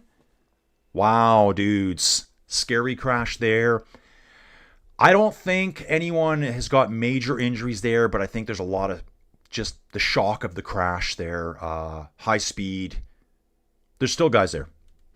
Bikes upside down. I think that one UAE rider got it the worst. In fact, there's another UAE rider still sitting on the ground, not even moving. And it looks like he's crouched over, holding onto his right arm. Two NSN teammates just sitting here on the guardrail, waiting for the team car. Oh, wow. Yeah, one of the Visma Lisa bikes took a bad spill. It looks like he's completely lost the back of his shorts. Taller, lanky rider. We'll figure out who that is soon. That crash would have happened near the front of the Peloton. So in this case, it wasn't safe to be up front. Maybe they just went in on a slightly different line and hit some grease, and she gone. Groupama FDJ rider, shorts ripped open too. Looks like he's favoring his right arm, so he went down hard on that. That's Remy Cavagna, time trial specialist. Wow. Holy. Dude, there's guys laying on the road. Wasn't technical at all, but the rain just made it horrible. Oh my. The UAE rider here just covered in mud. He's got mud right down his face. That's Adam Yates. Covered in mud. He's asking someone, I need to wash my hands off. I think he went over the barrier and landed in the rainy, muddy stuff on the side of the road because looks totally different than everyone else. Peloton's kind of chilling out now, guys. Adam's bleeding from the back of his left ear. Adam took the worst of that crash for sure. At least he's up. Got a Scott bike here. Back tubular or tubeless tire completely blown off. The white powdery stuff or the white gooey stuff everywhere. That didn't save anything. Wow. Whew. Yeah, Adam looks pretty bad. Major crash. Yates is bloody. NSN riders all over the place. This is crazy. Dude, absolutely crazy. Shocking. Dude, that scared me. Dude, before I said, I'm like, I just saw the camera going. I'm like, I could see guys stand. I go, is that guy standing in the road or like fans? It was the guys that had already crashed. Some of them were already standing up or didn't go down. And the camera crew was like following around. Wow. Looks like Ineos got through unscathed. I can see Egan Bernal there, and I can see at least 6 or 7 orange helmets. We know one of the Visma boys took it bad. Remy Cavagna looks beat up. He's just getting moving now. I think there's going to be a bunch of dudes finish. Yeah, this one guy, yeah, he's half naked. Half naked. Uno X, there's some riders on the right side of the road too. Here's an Uno X rider. Wow. That's 2 bad crashes in 2 days, guys. And I think this crash was worse than yesterday's. Even though it wasn't a high-speed sprint, they're cold, they're wet, and they just went into a mass pile-up in the corner. Reminds me of riding on Alberta roads in the dead of winter at minus 30, when cars just start piling into each other. Several years ago on the QE2 here, and it happens all the time, over 200 cars piled up in a crash. You come up over the ridge, and there's like a little bit of a coulee down below, and there's just a bunch of cars down there. And it's pure ice, and you can't stop. So you're just going, oh, crap. Smash. Yeah, Fab saying here, the crash was so bad they aren't replaying it. Fab saying they've neutral. Yeah, dude, I'm seeing it right now. All of a sudden, here's the team car, the team director's car. He's back to the front, and he's going like this. They've just shut them right down. Fab, you posted it before I actually looked at the video here. They've just shut the race down, guys. 19.7 kilometers to go. Seeing 18.2 over here on Tour Tracker. Dudes, and we're not even Yeah, they're not going to let them do the Red Bull KM. They're going to neutralize for that. It's too dangerous to sprint. Dude, what are they going to do? Guys, it's not even raining here anymore. It's just the roads were slightly wet. Worse than soaking wet. A little bit of water standing on the roads in places. Looks like Ben O'Connor's right at the front here. Everyone's probably like, yeah, neutralize it. Just shut her down. Let's get in the team cars. Yeah, I think Ben O'Connor's talking to the race director right now. Victor Campanart's just looking around. And one dude is being stretchered away. UAE rider. Who is this? Is this Adam? I can't tell.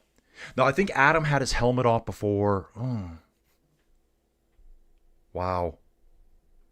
Okay, dudes. I'm just going to jump back here for a second. This is insane. Insane here, boys. Yeah, Adam might be getting stretchered away. I think Morgado was involved in that incident too. Yeah, everyone's taking a chill. Big Jono is at the race director's car. Ghana hovering nearby. Yep, they're having a good chit chat here. Milan's probably like, we're not going to sprint in this, man. The Red Bull can't. We're not sprinting in this. Yeah, it's super slippery. Yeah, that dude, Uno X guy, he's still on the ground. I can't see a number, nothing. Team numbers. It's Adney Holter. Do you know this name? Adney Holter. Let's check him out, man. Adney Holter. Seen him at lots of races already. Tirreno Adriatico, Milan San Remo, Valenciana. Did all the Mallorca races last year. Last year we would have seen him at all the autumnal classics. I covered every stage of the Tour of Luxembourg last year too, guys. We saw him there. We did not do the Arctic Race of Norway last year. Yeah.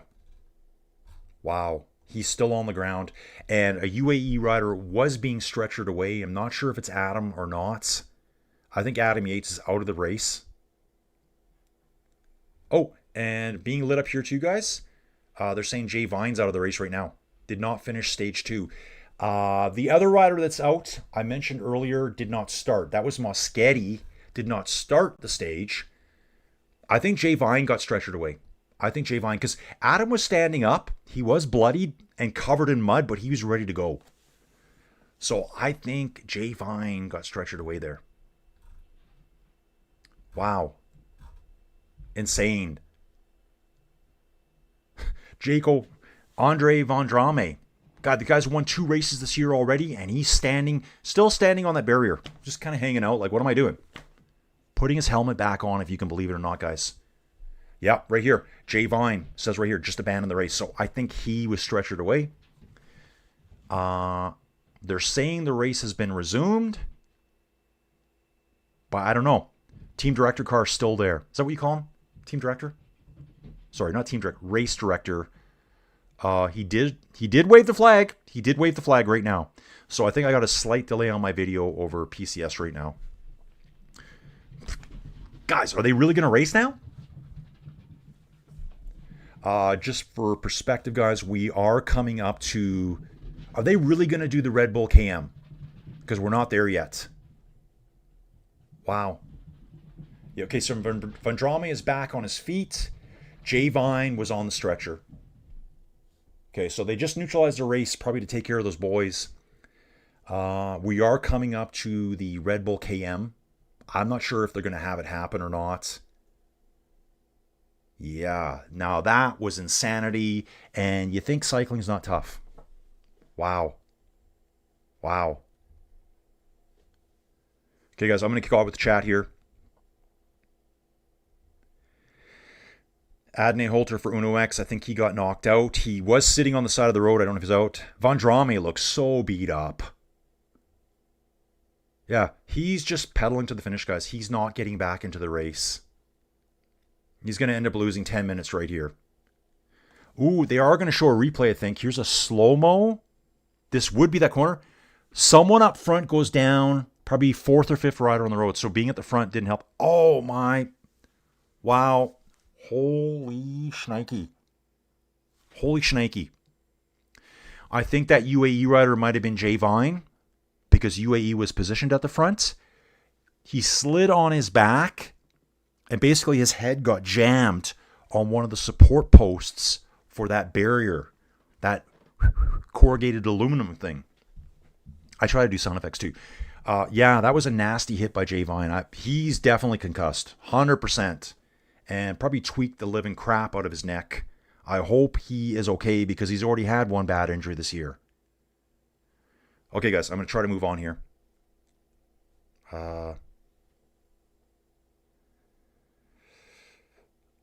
Okay, worst injuries. Well, dude, Eddie's riders have died at races. That's probably the worst injury I can think of. But yeah, it's shocking when it happens. Any of these injuries.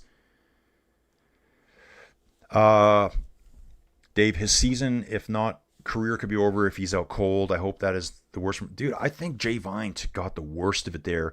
Adam Yates looked worse than I think he is. I'm just speculating, guys. He was standing up, walking around. He was bleeding. He was absolutely covered in mud.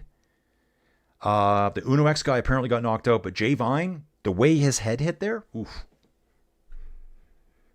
We do have 15 kilometers to go. Here is the Red Bull KM. Egan Bernal is going for the Red Bull KM. Egan Bernal takes it. Did they actually give time there?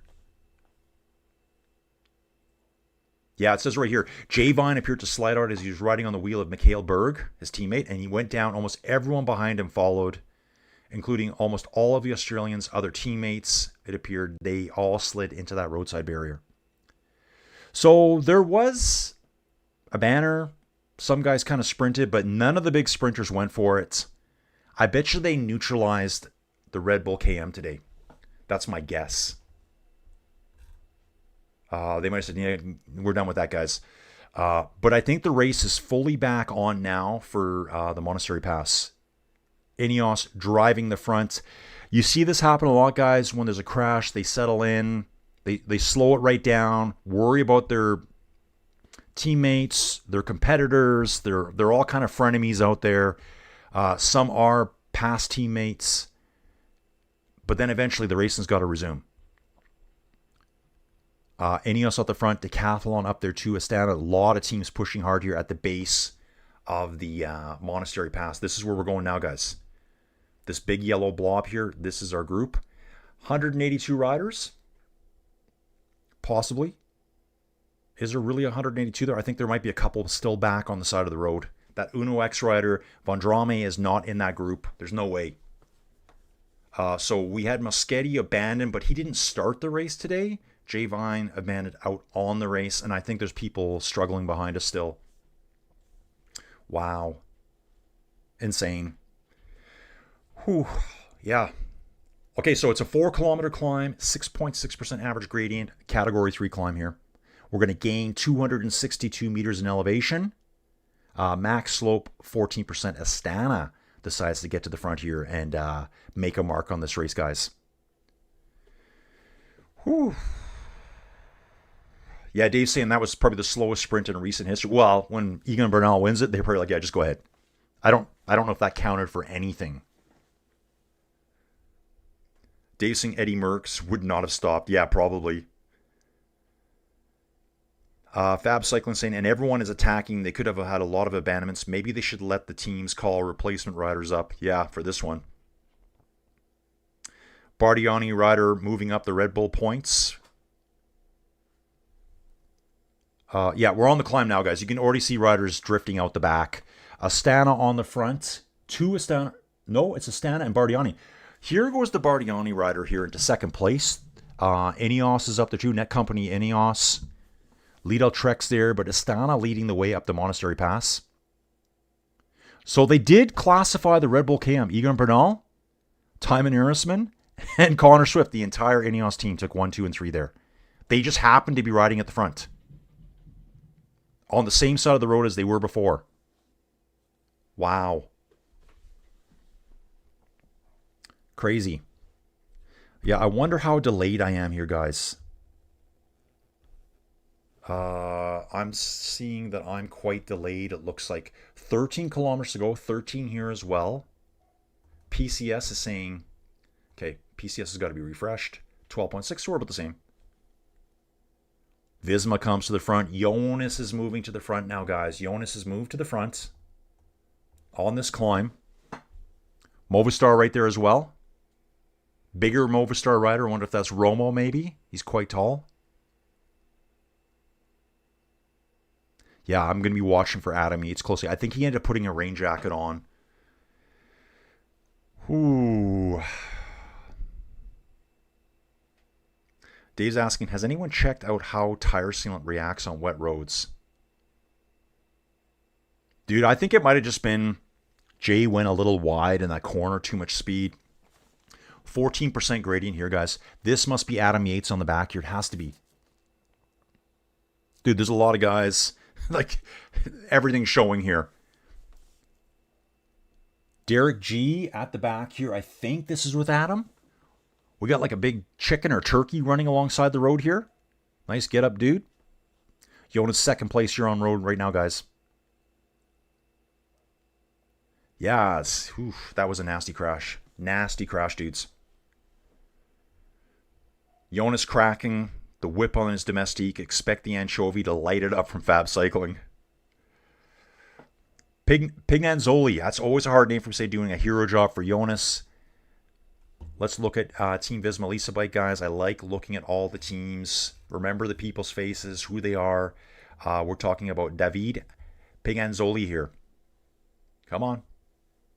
Internet's dying. On the front, 1.74 meters tall from Morbigno in Italy. On the front, pulling Jonas up the hill. I think that's Pellizzari on fourth wheel. I believe it would be Pellizzari. Red Bull rider there just looks like him. Movistar rider there, haven't identified yet. Okay, so Adney Holter, the guy with the concussion on the Uno X rider, he's abandoned the race too. It was Christian Scaroni who did the attack. Yeah, and here it's showing Derek G. West, Antonio Morgado were dropped from the Peloton on the start of the climb.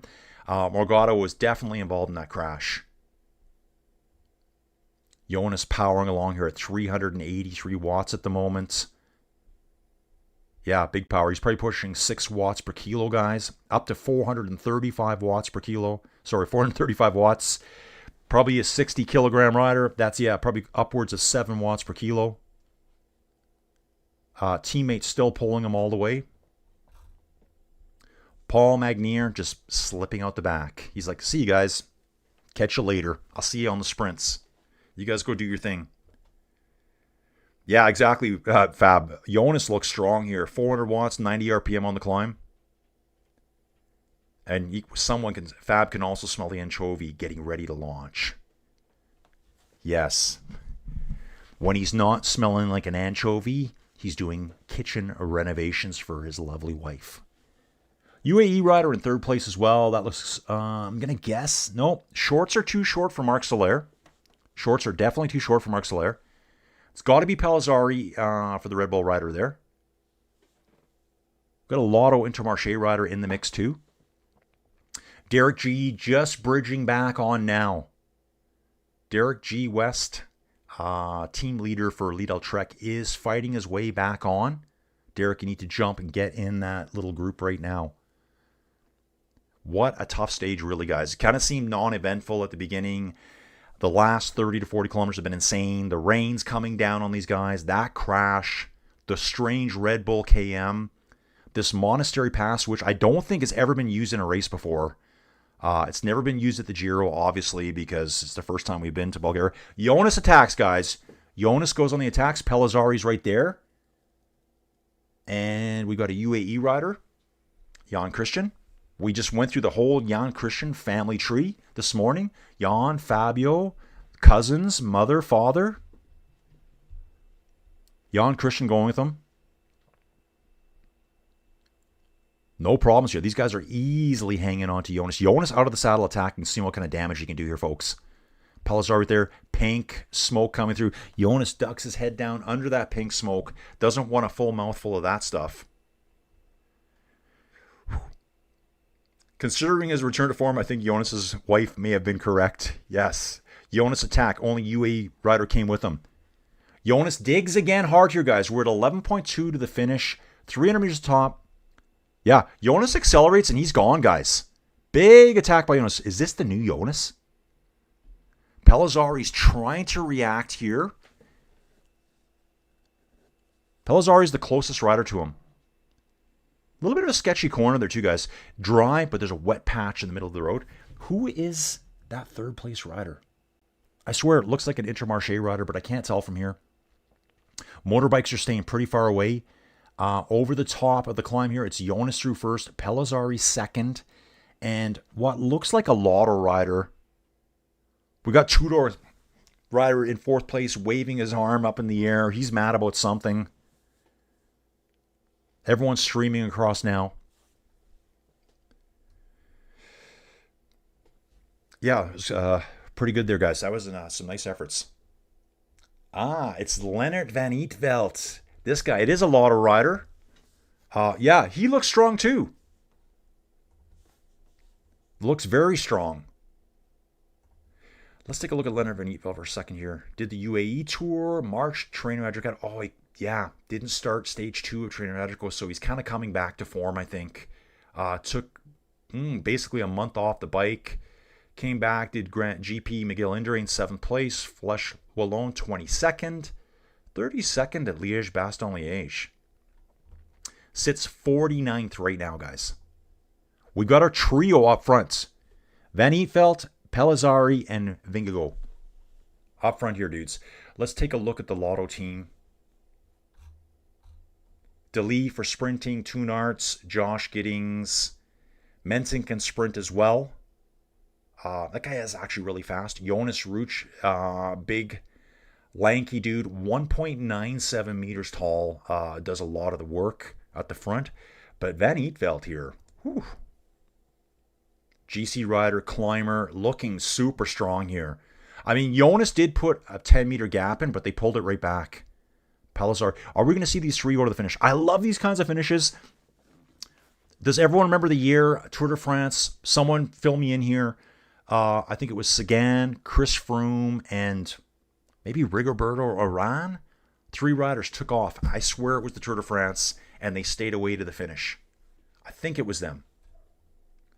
Like Chris Froome in a breakaway, and not like on a climb. It was something very similar to this. They're all looking back. And guys, sketchy. Sketchville. Roads are wet again. On the descent here from the monastery. Yeah. Grand Prix de Morbihan just finished. Morbihan just finished. Morbihan. Few results. Let's take a look. Benoit Cosnefroid wins that. Paul Lapierre for decathlon. Noah Isidore. Axel Zonglé, 6th place. Riley Sheehan here for NSN Cycling Team. Just a quick little update there, guys. Probably got to have a couple 100-meter gap here. They're saying it's a 10-second lead, and they're looking back like they want to drive this, guys. We're 8 kilometers to the finish. Sprinters are going to be trying to get organized again. The anchovy is stinking right now, guys. The anchovy is stinking. A lot of cheering for Jonas here. Let's cheer on Jonas, guys. Yeah, Red Bull rider is Pellizzari with him. And Van Eetvelt was right there too, guys. And they are together now. It is the beginning of the end. Fabia, it's Jonas, Van Eetvelt, and Pellizzari. Pellizzari, a future superstar. We're going to be talking about Pellizzari for years to come, guys. Let's take a look at Giulio Pellizzari here. He's 22 years old. Poggi and Jonas will be retired as this guy is hitting 26, 27, and potentially winning Grand Tours. He's from San Severino Marche in Italy. Taller dude, so skinny. This guy's right around 6 feet tall and probably weighs, I don't know, 150 pounds. Like, how? Recently just won the Tour of the Alps. 4th at Milano Torino. 3rd at Torino Adriatico. Oh, yeah, there were some great battles there. Awesome battles there. I think that's where he went. This 2nd place right here, that will be the MVDP stage on the cobbles. Let's look. Gadoosh. Gadoosh. That's where the three of them went in that huge sprint in the wet on the cobbles. Mathieu van der Poel just holding off Giulio Pelizzari. Wow, great stuff here, guys. Great stuff. Wow, this race kind of went insane, dudes. Kind of went insane. We got 3 riders up front, and then we got a group of 30 chasing. Jefferson Cepeda, Markel Baloki, Ciccone for Lidl Trek, Enric Mas, Javier Romo. I thought Romo was at the front earlier. Romo, this dude, bigger, taller guy, 6'1", something like that.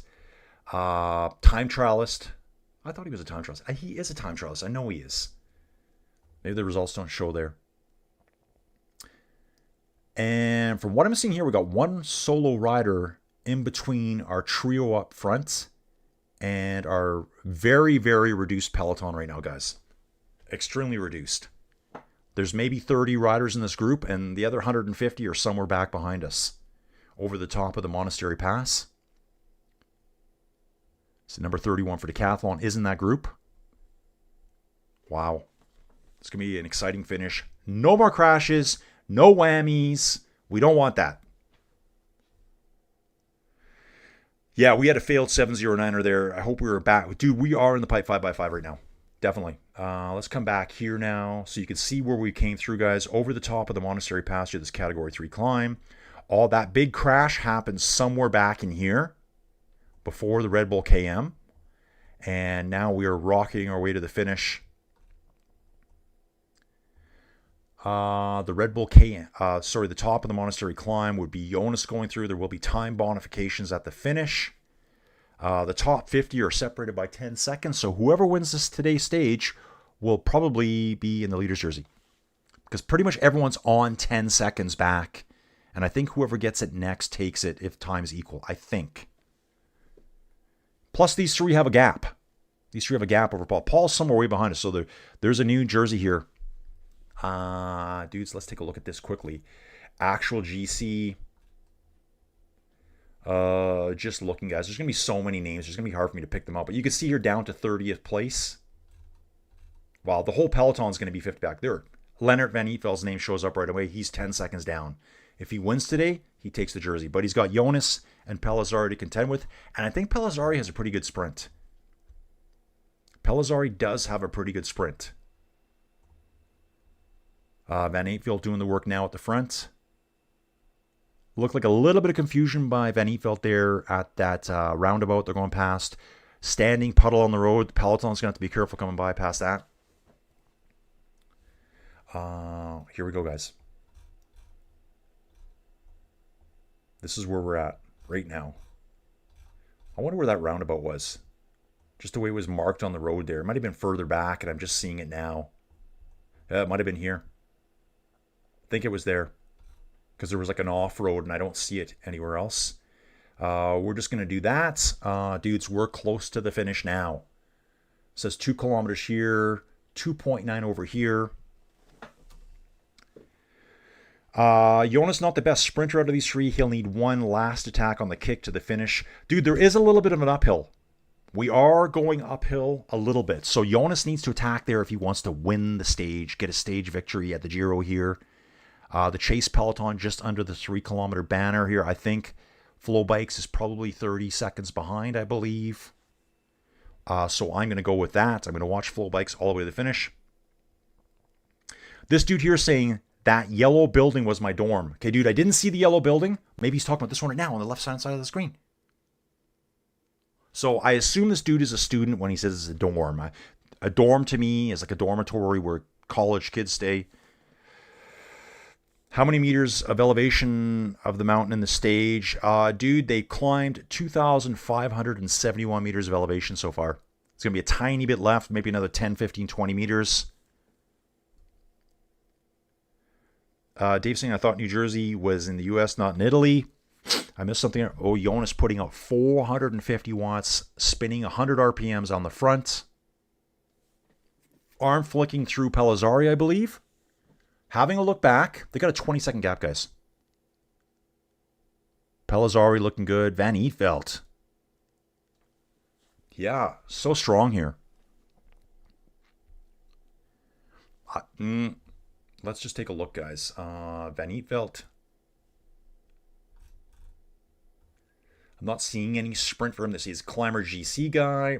I've just seen Pellizzari have really, really strong finishing kicks. Even though he's not considered a sprinter, he does have a strong finishing kick. We've seen him almost track down Vanderpool. Jonas going again now. Jonas is attacking now, guys. On that last little bit, that last little lump. This is where he has to go. He's not going to have a sprint. All depends how these guys feel today. Okay, guys, you watch there. I'm watching here. Jonas is leading Pellizzari and Van Eetvelt up this little cobble section road.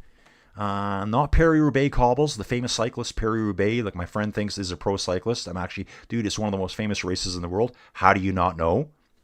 Wet sections on course here. Pellizzari has a look back at Jonas and moves into the lead. 1.3K to go here, guys. I know we're shorter over here, but we got a slight delay here. Roads are a little bit wetter here. A little bit of dilly-dally and looking around, guys. Let's be careful here. 18-second lead. 1.2 kilometers to go. They can see them. The Peloton can see them. Someone's just jumped out of the Peloton trying to get across. Peloton very reduced. I imagine there's virtually no sprinters left here. None of the big boys sprinters, the tier 1 sprinters will be here. And I think this fourth rider, he's going to make contact with them. I believe it's a UAE rider, guys. Under the 1 kilometer barrier, and they're all looking back. Dilly-dally, curvy, swervy time, guys. You just gave the stage away. Van Eetvelt goes. Van Eetvelt goes now. Hammer down. Bang, bang time. We all love bang, bang time around here. UAE rider, that's probably Christian again. I think that's Christian who's came back. Jonas does react. Pellizzari reacts. Motorbikes are gone, guys. I've just lost focus of who's there. We're back at the Peloton now, chase group. Van Eetvelt sitting on the back. Van Eetvelt at the back. Sorry, dudes. They are really messing around now. Guys, you're just giving it away. 500 meters ago, they've given it away. Peloton rejoins them. What? That's not what I would have done. I would have dropped like 1,500 watts about 12 kilometers ago and just time trial. I'm just kidding. Sounds good though, right? Astana in the lead now, guys. Astana goes. Those three had it. They had it, guys. 2 Astana riders going to the finish line together. Lidl Trek is coming up. No Jonathan Milan, though. Looks like a Tudor. Astana gets it. Astana gets it. Wow, Egan Bernal was still in this bunch too, guys. I think maybe 30 riders crossed the line together there. 5 hours and 39 hours. 5 hours and 39 minutes of racing. Wow. Even Tour Tracker is saying, was it Guillermo Silva that won? They don't know yet. They were caught 500 meters ago, but dude, they kind of let that happen. Okay, so Guillermo Thomas Silva. Check this dude out. Let's check this dude out here. Uruguayan. Is this the first ever win for a Uruguayan at the Giro? Could it be? He's from Maldonado in Uruguay. He's 24 years old. Early this year, Tour of Hainan, Catalonia, didn't start the third stage. 23rd at Milan San Remo. Strong guy. Tirreno Adriatico, 25th. Okay, Florian Stork for Tudor. Okay, I've seen the Stork name before. There should be another. There it is, Christian Scaroni. There were 2 Astana riders in the sprint. Giulio Ciccone came up for Lidl Trek. That was the Lidl Trek rider I was talking about. Definitely not Jonathan Milan. He's long gone out of this one. And the Astana rider just gets it on the finish line here. Maybe half a bike wheel. Closer gap between Stork and Ciccone at the finish line. Pellizzari gets 5th. Scaroni 4th. Matteo Sobrero. There were 2 Lidl Trek riders there. Sobrero got 6th place. Leknessem for Uno X gets 7th. Jan Christian. That was the UAE rider that bridged across to these 3. And then they went into super dilly-dally mode and let themselves get caught. Guys, I guess what I'm saying, I don't know what you guys think about that. Okay, let me just keep going on. Another UNX rider, Martin Tota, I don't know how you say his name, and Matisse Rondell. Dudes, it wasn't like the freight train sprint teams were chasing them. There wasn't sprint trains lined out chasing them. It was a bunch of GC climber dudes chasing down a bunch of other GC climber dudes. And they just let it happen. Okay, so this dude here, I don't know his name, in the university there. Yes, I went to the store to get food, and now I'm watching them live. Yeah, he got stuck out on the road. He got stuck in his car. Eddie's saying, when was the last time an Italian won the Giro? Dude, I have to think about that for a second. Nibali, maybe? I don't know. Offhand, don't know. Yeah, the crash probably had the breakaway extra cautious.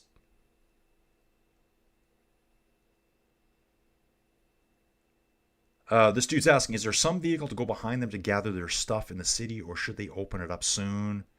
I got to invest in this. Dude, they're probably opening up the roads behind as it's traveling. There's probably like a cleanup crew that'll take down barriers and banners and stuff like that. Wow, dude, what a crazy race day. The Pulte Visit Malta guys killing it, taking the 2 Category 3 climbs, securing the KOM jersey again for them. They'll be wearing that tomorrow. Dude, that crash was insane. Like, that was, I think we talked about yesterday, NASCAR. Today, that was NASCAR. So many dudes went down. 3-rider break, the Red Bull KM, all won by the Ineos guys, because I don't think anyone really knew what to do there. I think they were like, are we really racing? And in fact, Jonathan Milan went to the race director's car to talk to them about it. Probably like, we're not racing this part. That's what I think happened there, because they didn't contest it all. Egan Bernal won it.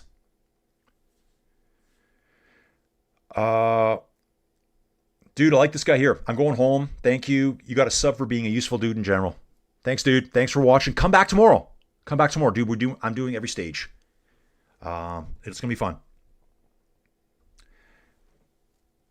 Saw the Monastery Pass first time at the Giro, obviously because it's the first time we're in Bulgaria. That was great. Saw Jonas looking so impressive. Van Eetvelt and Pellizzari, probably the cream of the crop of the field. But we also saw them kind of throw the race away. They had a lead that they could have held. And they started looking back and looking back. Jan Christian comes up and they just dilly-dally. Van Eetvelt did put in a strong attack. It's one of those cases where no one wants to go alone and get caught by the other three. Don says he'll always be back. Thank you, Don. Astana loving the win here. Florian Stork just missing it. Pellizzari giving a little head shake, dude. It's like, dude, they got you. They got you there. Dude, what a stage. That was Javier Romo there. You can tell that guy from a mile away. So he was doing a lot of work at the front there. Astana, stage 2 victors at the 109th Giro d'Italia here, guys. Finishing in Veliko Tarnovo. Dudes, what a day. What a day. So much fun. So much great cultural stuff here. Let's figure out tomorrow, guys. Let's just have a quick look at tomorrow, how we're going to do this. I'll try to let you know how I'm going to do this. So tomorrow is going to start at 4:15 in the morning for me. Guys, I think what I'll do, this first 40 kilometers looks flat to slightly uphill. I'll be on before kilometer 50. So I will be on at 5:15 Mountain Standard Time here in Alberta, Canada to cover the race, and we'll go all the way to the finish. We'll still have 125, 135 kilometers of racing to do. We've got a huge pass to take on, the Borovets Pass, and then it looks like a breakaway day maybe? I don't think this is a sprinter's day. I would drop the sprinters before that Category 2 climb. First Cat 2 of the race too, I think. And just go for it. Flocky, good show, Colin. Back tomorrow. Flocky, thanks for being here, dude. You add a lot to the channel. And everyone Inside Cycling World fans, you guys add so much to the channel. I love the comments. I love interacting with you guys. This is why I do this. It's a highlight of my day. Like, honestly, dudes. So, dudes, thanks for watching. I'll be back in less than 24 hours. See you guys then.